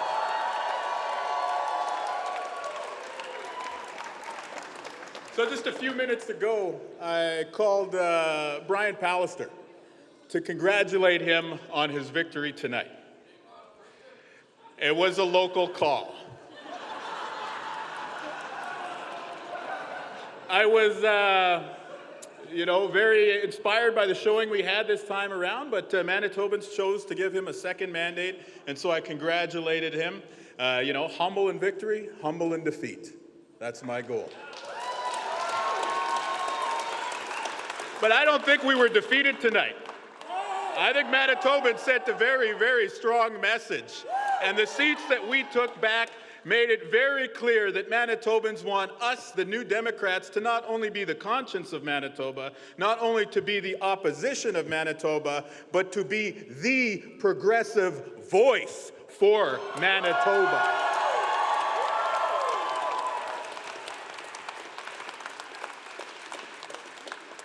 And so we'll get back to work at the legislature very soon, and I want to congratulate our new MLA-elects on your tremendous performance. You've made history, but you've made us proud.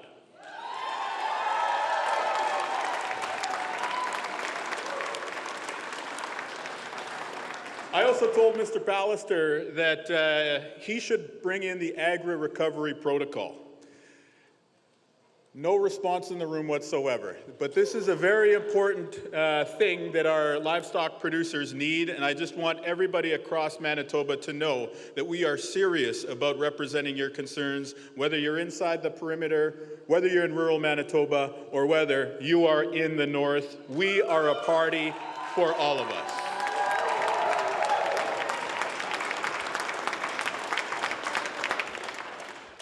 Now, we had a very clear message in this campaign. We said this election was about health care. And I think the signs that many Manitobans agreed with us are all the new Democrat MLAs who are going to be coming to the legislature this fall. And so there will be tough times ahead. Mr. Pallister called this election early because the full impact of his cuts to health care have not yet been felt. And so we will be there each and every day, holding him accountable and asking him to do better when it comes to health care, because the seat pickups we gained tonight show Manitobans want much, much better from their health care system than they've seen these past 3 years.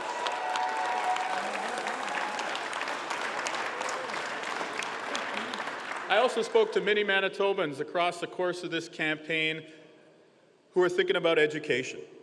And the fact that we had so many teachers running as part of our slate this time was a clear sign that we must stand up for an education system for all of us in Manitoba. A strong education system isn't just about preparing people for jobs, though it does just that. An education system that works for all of us is about ensuring that every single kid in Manitoba has a fighting chance, including those exceptional kids with exceptional needs. We have to give them all a fighting chance in our province. And I'm very proud to say that we've got a new MLA from the Wolseley who's going to be joining us.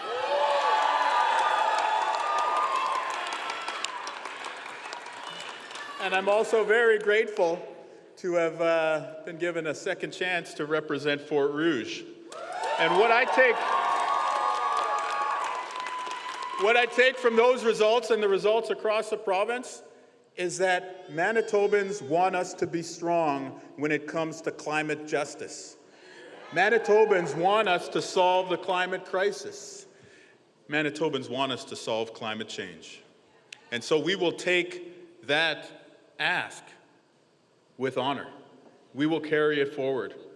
And so we will be there with the young people who are walking out of their classes on September 27th for the global climate strike. You are calling on us to act, and we will listen. Our new team, a very fresh, exciting team. By the way, our new team is going to have twice as many new MLAs as there will be veterans on the team. So a lot of new energy, a lot of fresh blood, but also a strong tie to the past. And so we are going to stand up for the environment, we are going to stand up for climate justice, and we are going to stand up for a Manitoba that works for all of us.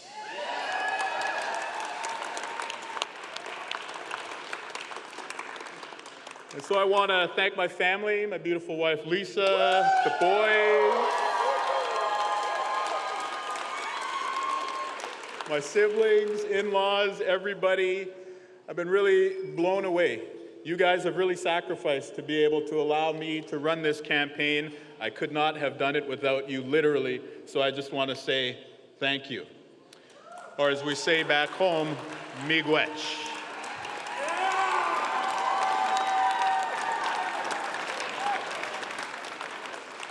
And so it's with great humility that we accept the results tonight.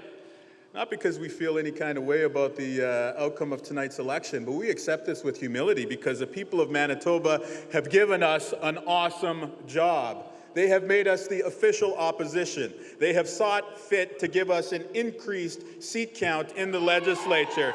And they have sent a clear message to Manitobans that the New Democratic Party is the progressive voice here in Manitoba. And so we accept that with honor, we accept that with grace, and we accept that with great humility. Because over the next 4 years, we are going to work hard each and every day. We're going to keep knocking on doors. We're going to keep showing up for all the community events.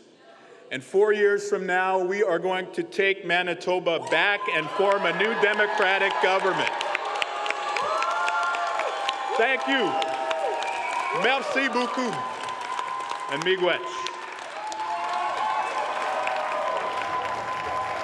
New Democratic Party leader Wab Kinew there in a jubilant speech, celebratory, even though they have gained half as many seats as the Progressive Conservatives. I think he's feeling pretty good that he's built on this. You know, they really bottomed out with 14 seats in the last election. As he said, he's got twice as many new people in his caucus as veterans, so I thought that was a good quality speech, and he's sort of taken the high road during much of the campaign on the attacks on him, and he had a gentle jab at the Premier, saying it was a local call when he phoned to congratulate the Premier, but a little jab at that Costa Rica second home that Brian Pallister and it wasn't an overly lengthy speech, and he thanked his volunteers. It's the sort of speech that volunteers like to hear at the end of a campaign. Yeah, very, very, very happy indeed.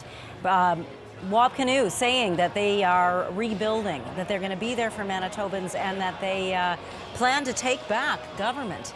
How are they doing at rebuilding now, at looking like a government in waiting? Well, I think one thing is they solidified their support across the north, as we saw Marjorie's map. It's a strong northern map for the NDP, so that northern pillar's back under the wings, and they've taken back some of the seats in Winnipeg, including like St. James, looks like St. Vital, Transcona. So they've taken back some of their key places from the last election. So this is an opportunity, and they've also held off the Liberals.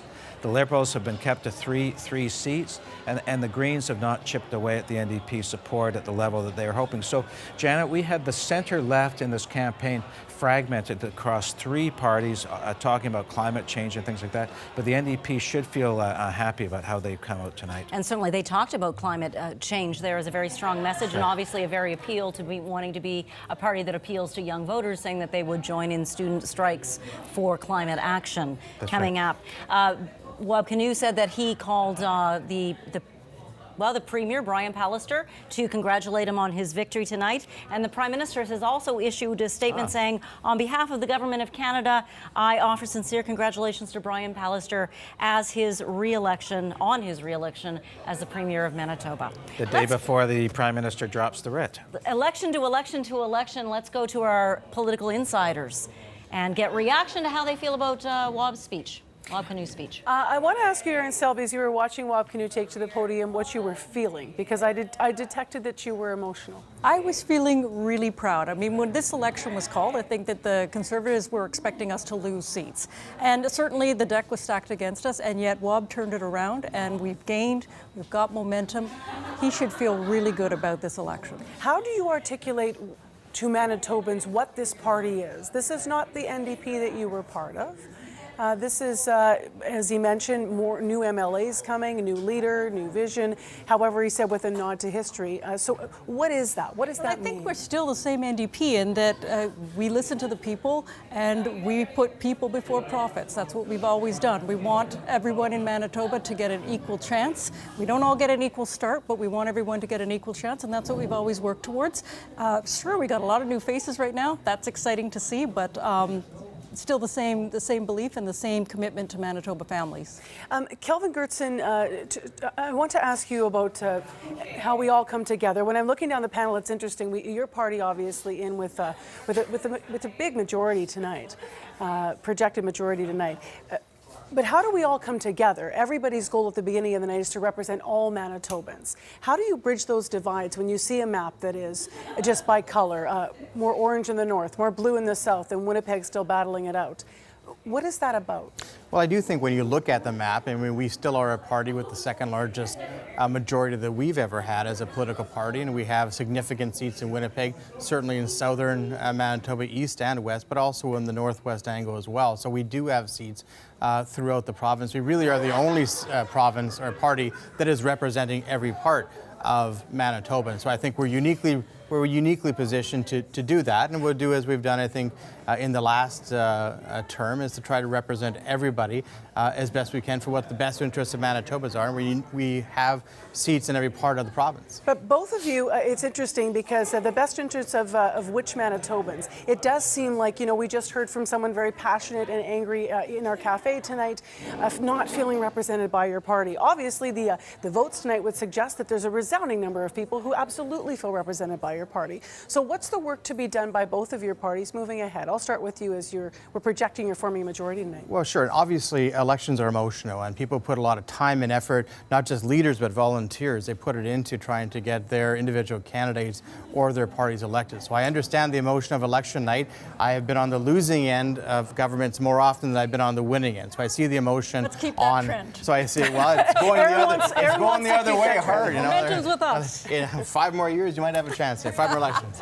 So I think that obviously we have an opportunity with all the different. Which one is it? We have an opportunity with all the seats that we have to be able to reach into every part of Manitoba. But that takes work, and it's hard work. And our leader demonstrated during this election he's willing to do that. Only leader to go to every 57 of the ridings and visit people. So I think that speaks very well. Sachin, your reaction to what you're watching tonight? Well, and what I'm hearing from, from my learned member just to the side here, from Kelvin, it's fascinating because, the movie doesn't match the sound, right? And when you talk about bridging all communities and an entire province together, you really have to consider and look at some of the policies that were adopted over here.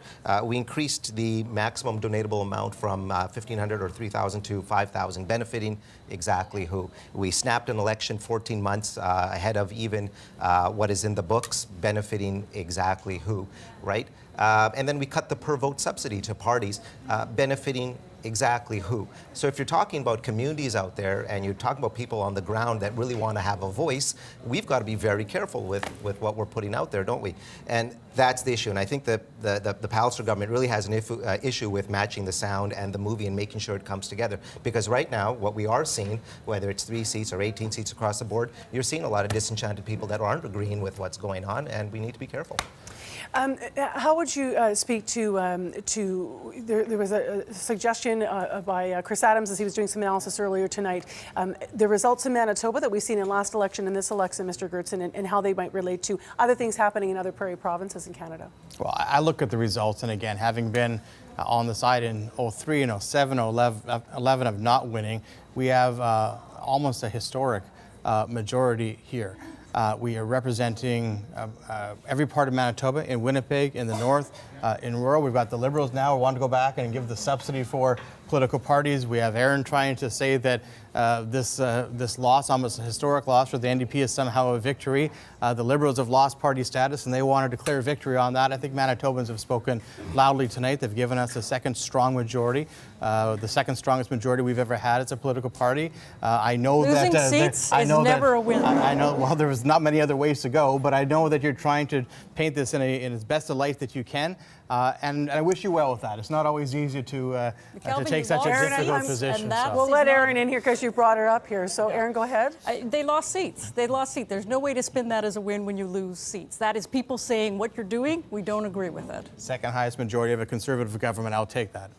We're going to go back to Janet and to Chris. I know that there's some seats still that these two parties, the NDP and the PC, are very, very close in tonight that we've been keeping our eyes on. And every couple of minutes on our panel, they've been asking us to check those results boards for the races that are just remaining close late into the evening tonight. So we'll go back to you, Janet. Well, Marcy, excellent point. Let's check on one of those tight races tonight. Southdale has been tight tonight. We've seen a bounce back and forth between the NDP candidate and the PC candidate. Currently, we have a lead of only 10 votes. We've got 35 of 41 polls reporting in only 10 votes, separating Audrey Gordon of the Progressive Conservatives and Karen Mischkowski of the NDP. And this area was NDP under the Doer administration and the first term of Sellinger's. And then the last election, this neighborhood went over to the PCs. 10 votes is very, very tiny. So we'll probably be watching this quite a while now. Yes, we will definitely be doing that. And our voters standing by in the Manitoba Votes Cafe will be watching it all with us. Ismaila Alpha, what are folks saying? Well, a lot of people are letting this news sink in, and we'll move over to here with our U of M campus conservatives. Daniel Stokes, how are you feeling about the whole evening and the election tonight? I think the whole election is, I'm pretty happy with the results as of right now. We've definitely lost some strong candidates, some good candidates. But overall, generally looking at the results right now, I'm pretty happy with them. So. You made a prediction earlier in the night, and what was that prediction again for seats for the Progressive Conservatives? I believe it was about 36 or... yeah, I believe it was 36. Yeah, I'm pretending like I don't know. You were actually bang on with your prediction. Why did you feel that this was a situation that the Progressive Conservatives would lose some seats this time around, but still hold on to a majority? So there was the boundary changes, for one, and then there was also... with the whole healthcare aspect of this election, healthcare is a tough issue to touch. PCs are doing the absolute best for the best result, and it takes some time to get there. People aren't always gonna be the happiest while it's happening, but I believe that once they see the final results, they'll be pretty pleased with it. Thank you so much, Daniel. Now, Brian O'Leary here is the superintendent of Seven Oaks School Division. I have to ask, we've got also, who was the Minister of Education in the building as well. I wonder, what to you does a progressive conservative government, a majority, mean moving forward for education? They made a pledge to build new schools faster. So 3 of those schools are designated for Seven Oaks. We're a crowded school division, so that's really good news. I think people are nervous about the education review and some of the rumors. They had a really robust consultation, and I look forward to the report and the government's response to the report. If the minister is listening, and I think he might be, I would urge them to go slow with amalgamation. The savings come from taking all the money and putting it in the classroom where it benefits kids, not necessarily from combining bureaucracies. And I think we need school divisions that are responsive to their community and have a character and are in touch with the community. And I hope that's reflected in the review recommendations or in the government's response to them. But I congratulate him and his government. This is a substantial majority. Thanks so much, Brian. That is Brian O'Leary, superintendent of the Seven Oaks School Division. Now, I may just move down the line here as well, because I am also joined here in the Manitoba Votes Cafe by Joy Liwak and Pat Horsley, who are both parents of people. Well, one recovering addict is Pat's son. And Joy Lywak is the mother of a young woman who is currently dealing with an addiction. And I wonder what your message is to the progressive Conservative government moving forward when it comes to dealing with addictions in this province. Joy? Well, I think I'm going to give them some time. I'm hoping to see some change. Things need to happen a lot quicker than they are right now. And I guess they'll hear from me. They'll hear from me if I'm not happy. Pat, what is your message to the progressive Conservative government moving forward from here when it comes to addictions?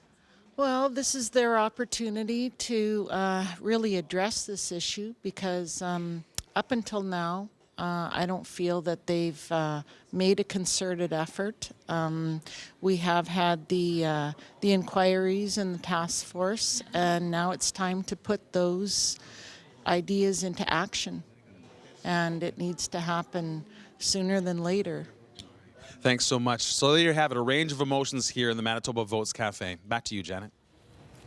Ismail Alpha, thank you so much. At the moment at NDP headquarters, Wab Canoe is taking questions from reporters, so let's listen in. History with some of our candidates representing new communities. We increased our seat count.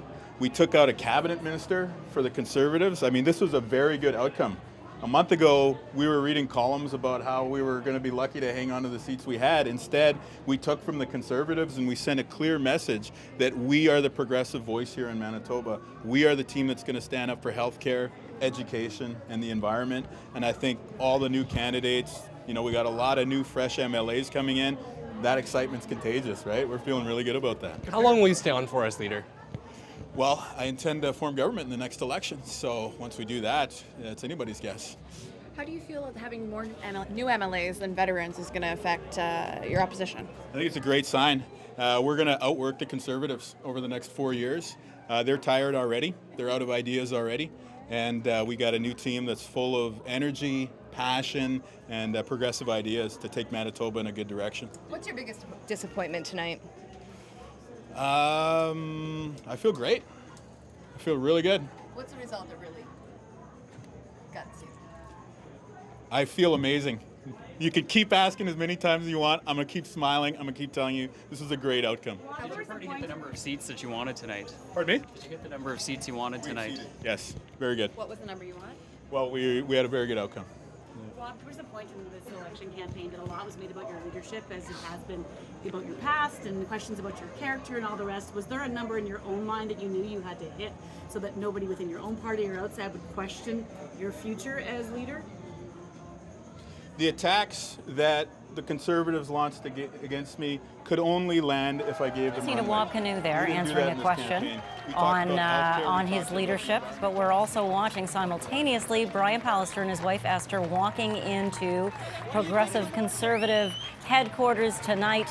They are celebrating at Canadians Polo Park.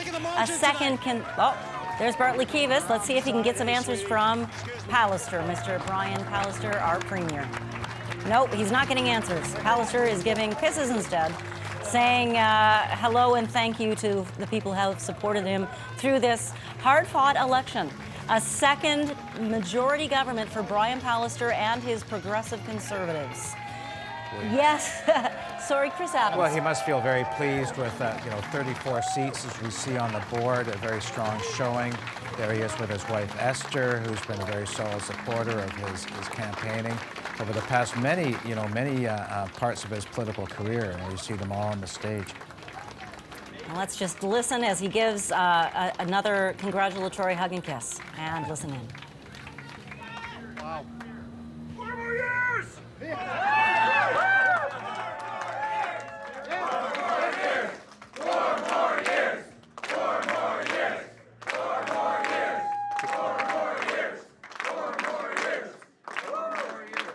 Hey, thank you, Manitoba. Thank you, Manitoba. Thank you very much.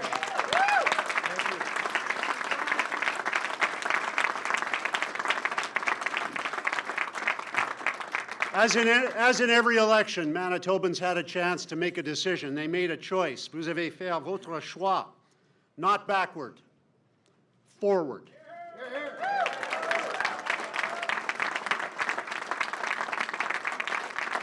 Forward. Forward to balanced budgets. Forward to better care and sooner. Forward to new schools for our children and grandchildren. Forward to a stronger economy for all of us. And forward to more affordability for families with lower taxes and more money right on the kitchen tables of Manitoba families.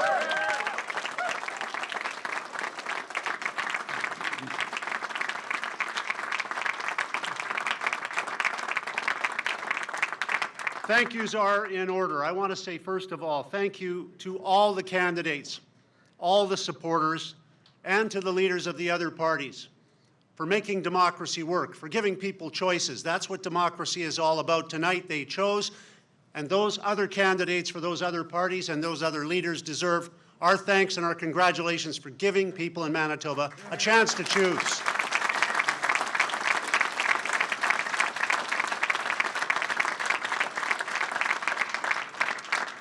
I want to say a special thank you to our whole campaign team and to David McLaughlin and Tanis Drysdale for all the work that they and the whole team have done. Thank you.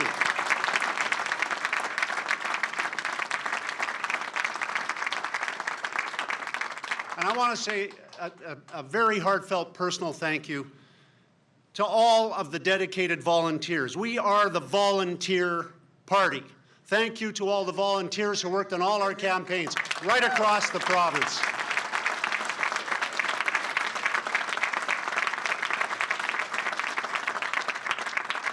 And I want to say a special thank you as well to the best slate of candidates that ever was presented to the people of the province of Manitoba, all the PC candidates and their families. Thank you for your dedication.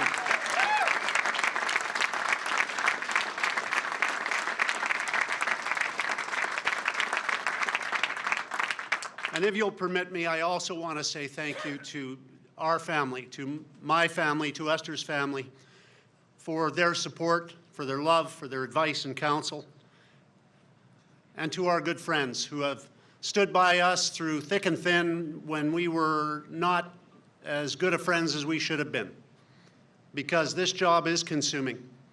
And I thank them, and I thank them from the bottom of my heart, and I thank all the friends across Manitoba of our MLAs who will serve the people of Manitoba with diligence and dignity and grace. Thank you for your support and your love and your kindness. Thank you so much.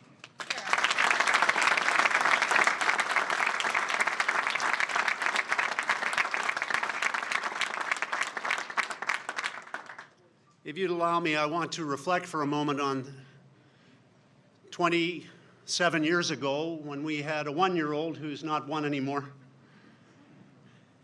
And we decided to get into politics because our town was dying.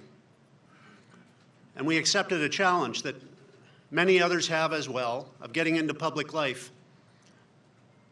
And Esther and I became empty nesters this January, and I don't like it, but she did all the work, so she's fine with it. But this is the first campaign in my political time of service that I've been able to campaign alongside my wife, Esther. And I want to say I thank God for Esther, and I thank Esther.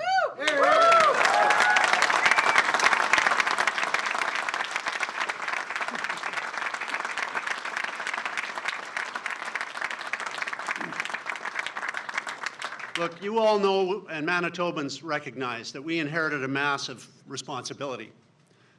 Some would call it a mess. But like the Manitoba bison that is in our logo and that inspires us, we are accepting of those challenges.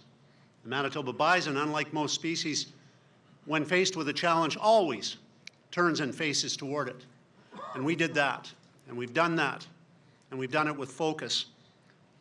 We face our challenges together. Manitobans do that, and today and tonight, they said they appreciated the fact that we fixed the finances and we're repairing the services and we're rebuilding the economy of our province.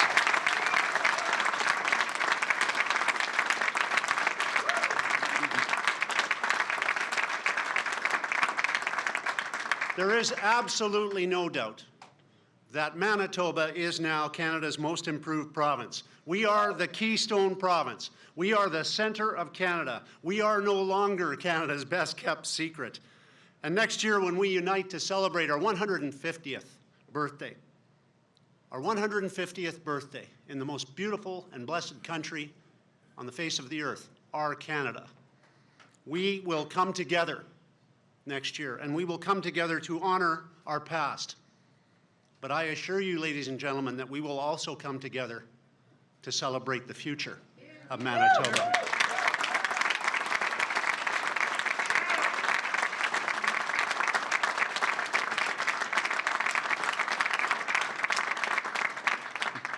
Manitobans worked with us, all hands on deck. Manitobans have repaired Manitoba's foundation, and now Manitobans, and we will join with them in this, will rededicate themselves as we will rededicate ourselves to building on that renewed and strengthened foundation, to build the Manitoba of our dreams, to build the home of hope right here in Manitoba, to build the place where truly Canada's heart beats.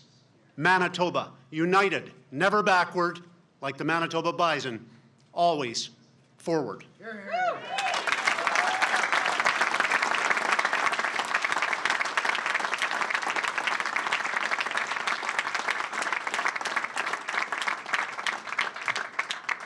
The sky used to be dark, but the clouds will lift. Perhaps not tomorrow or the day after, but they will lift. And there will be a new day, and it will be a brighter day, and it will be under a blue sky. And I say to you, because of your dedication and because of the values that Manitobans demonstrated today in choosing forward, the only thing better than today in Manitoba is going to be tomorrow in Manitoba.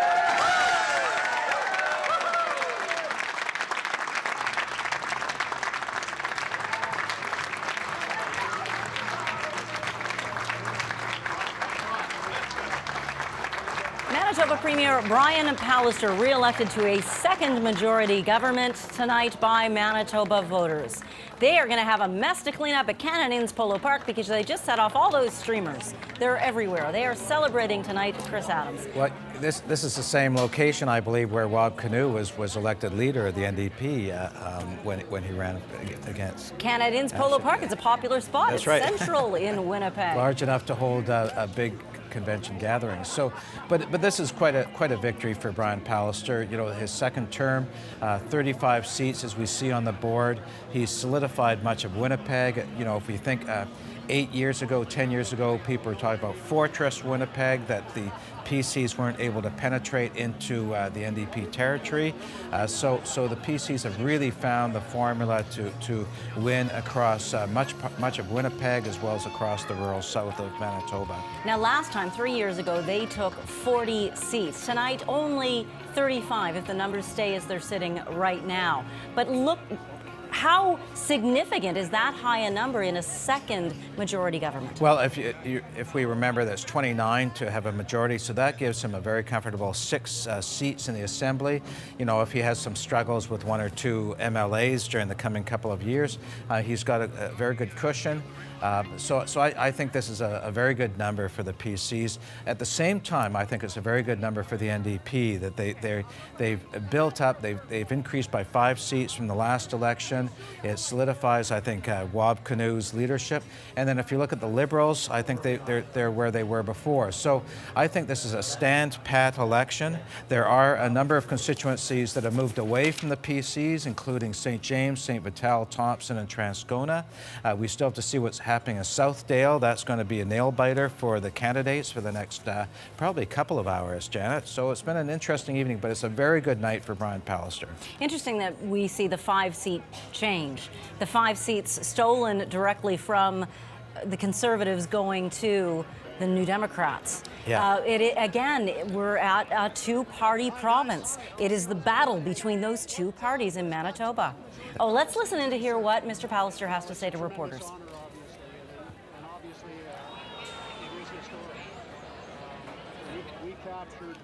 Over the last 2 elections, more seats than any back-to-back government in the history of the province of Manitoba.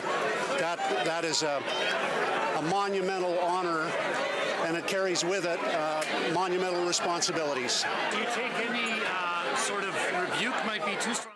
The fact that you lost seats, do you take a message from that from voters? Well, I think we need to listen better. I think we need to communicate better what we're doing and why. I think that communications challenge is one we have to address, absolutely. I think there is change, for example, in the healthcare system that affects frontline workers.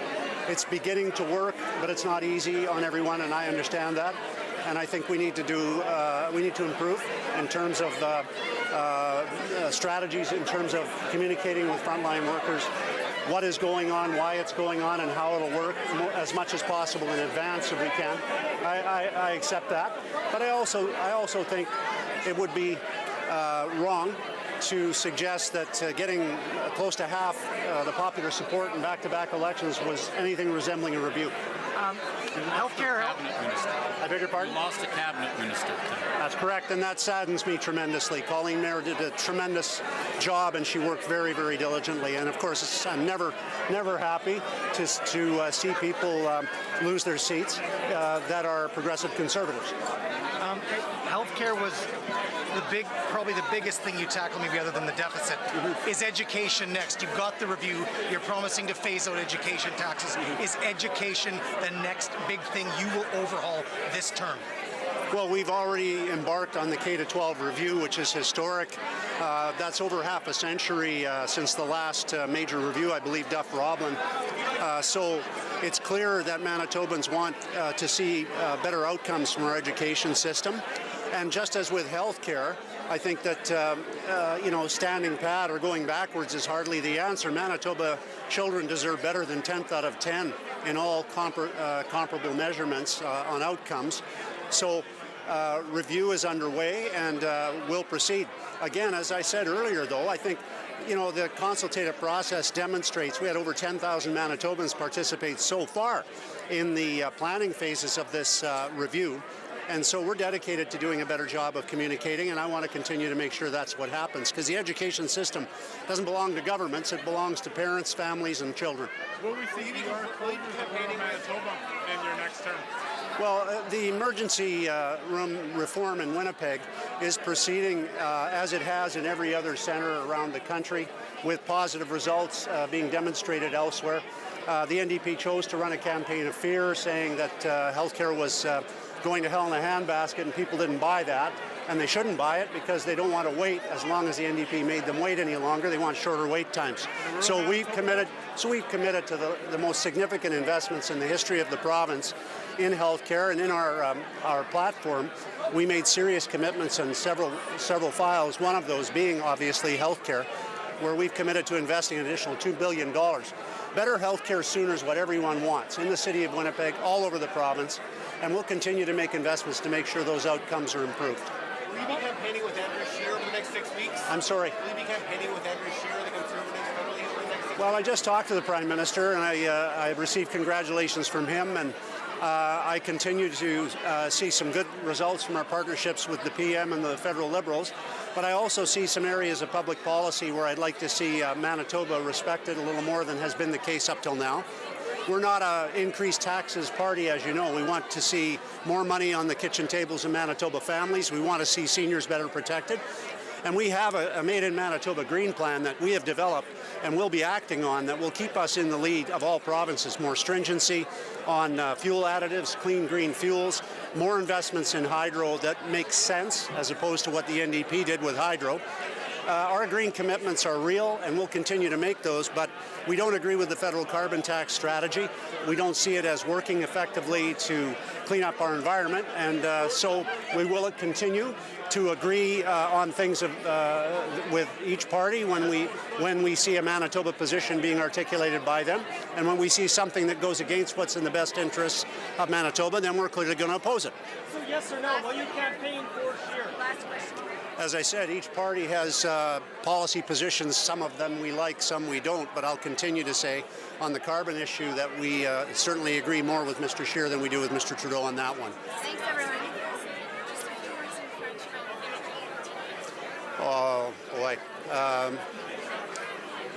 Je suis très fier pour le résultat. L'endorsement de le peuple de Manitoba, it's humbling, and nous allons continuer fait de progrès dans le service santé, dans les services sociaux, dans l'économie et aussi pour le taux, le réduit de taux. C'est très important pour la famille française, pour les personnes plus âgées. C'est très important. Thank you. Merci. Thanks, guys. Thank you very much. Go right to Blake. This way? Yeah, Blake. Brian Pallister, Manitoba's premier. Not premier-elect, we can call him premier again. He was at dissolution. He is once again, because Manitoba voters have handed him a second majority government. But how many Manitobans actually made the trek out to vote today? Let's go to Marjorie Dowhouse for a quick look at voter turnout today. Well, Janet, here is a look right now at pretty much what is almost the complete picture. But a number that I want to talk about, as you mentioned, is total vote. And this is going to be very telling. So there are still some polls to report, but most of them have, or about 87 to 90% of them reporting. So as you can see there, the PCs have 185,000 total votes, over 185,000. The NDP at 117, over 117,000 votes. So far, a total of over 380,000. Now, I want to compare this to 2016. The PCs won with over 230,000 votes. So you can see there is a big difference between 2016 and 2019. The NDP, in comparison, had 112,000 votes. Again, the numbers are going to change a little bit, slightly. So the turnout right now is 51.2% of eligible voters. That is one of the lowest voter turnouts in current Manitoba political history. That number might change slightly, but it is looking like we're seeing a very low turnout this time around. Janet? Thank you very much, Marjorie Dowhouse. Low voter turnout, and we've got some tight races that we are still following. We'll talk about that turnout in just a moment. Let's take a look right now at what's happening in Southdale and McPhillips. It's flipped again. Karen Mishkowski is now leading by 28 votes over Audrey Gordon, the Progressive Conservative candidate in Southdale. NDP leading by 28 votes. And that's why we see the board at the bottom going up to 19, up to 20, then down to 19, and that's a seesaw of 5 or 10 or 20 votes. Well, this is a great lesson for anyone out there who says, you know, my vote doesn't matter. Clearly it does. In McPhillips, Shannon Martin is leading by only 70 votes. He's the Progressive Conservative candidate over Greg McFarlane of the NDP. That's right. He moved ridings in this election from a rural riding that was rezoned, and then was brought. He came into McPhillips, which is a new riding for this election. So it was a gamble on his part, and he's just barely holding off the NDP by about 70 votes. Still 6 polls left to report in McPhillips. Let's take a look at another very close race tonight. That is it. My apologies there. We want to go talk now about the voter turnout, about these close races. What do our political insiders have to say about this, Marcy? Well, let's start with one of the closest races you just showed, which is Southdale, which I know that our panel's been watching all night. Former MLA for there, Aaron Selby's on our panel in Southdale. I was just looking, there's 3 polls to report, so you know a lot, obviously, about the areas. You said it's very important to understand where they are. So what could happen here? Well, if those 3 polls are in Windsor Park, I would think that absolutely it's going to tip our way. There's a couple of other polls in parts of Southdale that could be closer towards a Conservative, but I think either way we're probably looking at a recount at this point. I'm going to get all of you to react to the low voter turnout. We were just hearing from Marjorie, you know, close to one of the worst turnouts in modern history. So what's your reaction to that, Mr. Gertson? Well, I think we've seen both provincially and federally the turnout, whether it's at a provincial election or federal elections, has been going down historically. There are some things that change that in certain elections, but when you look at the trend line, it's been going down. And I think that all of us as elected officials, have to consider that and understand why it is that people are choosing not to vote, disenfranchising themselves from that system. It's not one election, it is a series of elections over 15 or 20 years that continues on. Well, that concerns me, of course, because this is what we do as political people. This is so meaningful to us, we sometimes have a hard time understanding why it's not meaningful enough to other people to come and vote. I mean, and ultimately, it is about your freedoms. It is about the ability to have your voice heard. So, of course, all of us, I think, are concerned about that. I just want to go down the line for a moment, and then we'll get some reaction to Brian Pallister's speech tonight from you, Mr. Goertzen. But Aaron Selby, of course, you're concerned about voter turnout and what it might speak to in terms of that. Is there a disconnect between the electorate today and you know what you care so deeply about, as Mr. Goertzen was saying? It's disappointing when we see that, certainly, and we do have to ask questions. As Kelvin was saying, you have to ask, why is it that people aren't listening? Why are they not recognizing how important it is and what a gift it is to be able to vote in a safe country like Canada? People are not choosing to. And a thought for you, Sachet Mary, especially since tonight you're hoping for a greater result for your party. So. The role of all of this lies with the government. So the question really comes back down to, why was the election snapped? Why are we not looking after our votes? And again, the movie doesn't match the sound, right? If the government is so concerned with voter turnout, then why aren't they doing something about it to make sure we get the most number of people out to really? So you believe that the 3 years affected turnout? Mr. Goertzen, we did see Brian Pallister. Congratulations to you and to him on the majority. He was talking about history being made in terms of 2 large majorities back to back. A lot of articulation, though, from your party and from him around efficiencies, around plans to change things and systems in Manitoba. But how do you articulate to Manitobans tonight what your vision is for who we are as a province and where we're going under your government? Well, ultimately, we want Manitoba to be not only the most improved province, but one of the best provinces in Canada, whether that is healthcare outcomes or education outcomes. And we weren't seeing that for 15 years. And there's no question when you take on big systems in healthcare and education and others, those are large systems, important to everybody. All of us have a stake in healthcare and education. Those are not easy systems to change. You're talking about we weren't systems, but those are people. Wait times are going up. Nurses people, are overworked. Well, it's and this is the individual, of course, who was part of it when they were getting worse. The wait times were going up and became the worst in all of Canada. So I know that you understand that clearly about how that can be difficult. So we need to make those changes to improve that, because within these systems there are people who are waiting tens of hours each and every time they go to those rooms. And I think that people know that those changes have to be made. We still have the back and forth discourse at this late hour happening on the panel, which can only be good news for democracy. It is good for democracy. Forward. Janet and Chris. Thank you so much, Marcy Marcusa. We're wrapping up our coverage tonight. Let's go to our reporters who have been following the parties. Let's check in with Austin Grabish from New Democratic Party headquarters at the Metropolitan Entertainment Center downtown. Austin? Janet, people behind me have started to dance. They're celebrating the NDP's wins tonight. Even though they didn't get to form government, this is a very good night for this party. 2 black candidates elected into the Manitoba legislature. That is history right there. I did have a chance to speak to Wab Kinew after he gave his speech, and I did ask him how long he would stay on for as leader, and he told me he plans to form government the next provincial election when that comes around. So it is still very much a celebration here tonight at NDP headquarters. Janet? Austin Grabish, thank you so much for your work tonight. Now to Marina von Stackelberg, standing by at Green Party headquarters. Marina.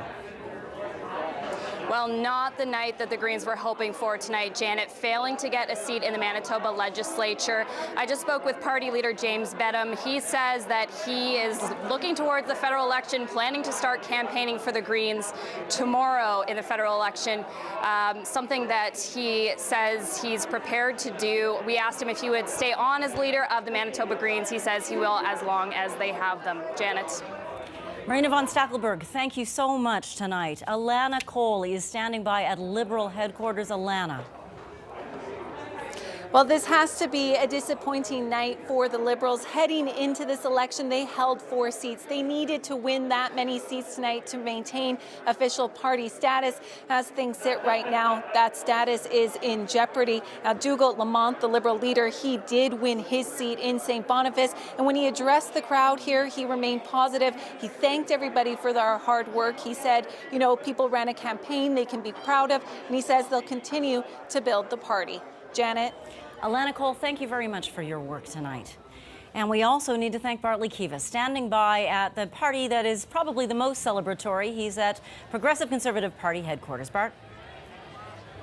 this was a result that was pretty close to what PC supporters expected, minus the defeat of Cabinet Minister Colleen Meyer. And I got to tell you here, the speech from Pallister was among the shortest victory speeches I've ever heard, and he provided, well, no direction further for what is coming in this government as well. In a scrum with reporters, Pallister repeated some of the things that he's already talking about doing with education. He was asked, is he going to campaign for the Conservative Party of Canada and Andrew Scheer? He said there's some things he agrees with all parties. He was asked again, will you campaign for Scheer? He did not say that. And tomorrow, of course, another election, endless elections here in Manitoba. Janet? Endless work for party volunteers. Thank you, Bartley Kivas. All right, now we will go to, are we going to Ismaila Alpha at our Manitoba Votes Cafe with our fabulous group of voters who've come in to share this night with us. Thank you all so much. Thank you, Janet, and they have been fabulous. It's been actually a pretty amazing night here in the Manitoba Votes Cafe, though many people were supporting the different parties. There is one thing they could all come together on, and it seems to be a word that's in all the party slogans: forward. People stepping across party lines here to come up with ideas about how we move forward from this day. And so it's been wonderful. We're going to have some new ideas coming out of the discussions that are happening right behind me right now as we move forward in Manitoba, and that's what happened in the Manitoba Votes Cafe. Ismaila Alpha, host of Up to Speed on CBC Radio 1, thank you so much. And thank you all to everyone who joined us tonight. Our Marjorie Dowhouse has been covering the big picture for us. Marjorie. Well, Janet, I don't think it was much of a surprise. This is the map that we're looking at for 2019. You can see the NDP elected leading in the north. We still have some polls to report, and you can see the Progressives, Conservatives leading elected in central and southern part of the province. I think a number that actually surprises me is the total number of votes. So we were looking at 51% of eligible voters coming out. Compare that to 2016, 57.4% of eligible voters turned out 3 years ago. Our historical low, actually the highest, is in 1903 at 87%. The lowest voter turnout in 1941 at 50.5%. So we're really not far from there. So unfortunately not enough voters, but we do see a result today, and the result is that we are projecting a PC majority. Janet. Marjorie Dowhouse, thank you so much for your work tonight. We have been blessed to have the insights of 3 political insiders with us. Let's go to them for final thoughts. We have been grateful to have you all here. It's hard work to run for office. It's hard work to run campaigns. So we really appreciate your time tonight. Final thoughts from you, Sachin Mehra, representing the Liberals tonight? Marcy, let me just first of all congratulate the PC government and certainly the excellent work that the NDP have done as well. We've got some great members elected in Dugald and John and Cindy. Right. We're looking forward to putting them in and continuing our good work. Moving down the line, Erin Selby for the NDP. Final thoughts. I think this is going to re-energize the party. I think we're going to see that people are going to be excited, and I'm feeling really good about the next 4 years. And Kelvin Gertson, congratulations again on your majority government, a project to be formed tonight, and your win. Final thought. Congratulations to everybody who ran. That's good for democracy. The people have spoken. They've given us another strong majority, and we respect that, and we'll treat it respectfully. Now we'll let them all sleep for 3 hours and see what they do tomorrow. And thank you all for watching tonight in advance. I know, Janet, you're going to thank the audience as well. And we invite you to join us tomorrow. We're live at the Falafel Place with our morning show. So come and have some coffee. Yeah. Corridon Avenue. Go have coffee with Mercy and Help Information Radio. I need to thank our analyst tonight, Christopher Adams. Thank you so much, Christopher, for being with us, for all the insight you brought. Well, thanks, Janet. You know, we've got the federal election coming up now, so we'll start looking at that tomorrow morning. Oh, my goodness. And yes, those volunteers, hard at work on this provincial election, now hard at work on a federal election. My goodness. Most of all, I have to thank you for getting out and voting today, if you did that, and for joining us. We've been on so many platforms. We've been online. We've had a national audience joining us from CBC News Network. Thank you for your interest in the state of this province. Onward and upward, forward. An honor to be with you, Janet. Well, thank you so much. Christopher Adams, the adjunct professor of political science at the University of Manitoba, author of Politics in Manitoba, and I understand you're writing another book that's a chapter that's due tomorrow or something. Right. Oh my goodness, people are busy. An e-book. Well, there it is. Thank you for being with us tonight. My name is Janet Stewart. See you tomorrow night on CBC News at 6.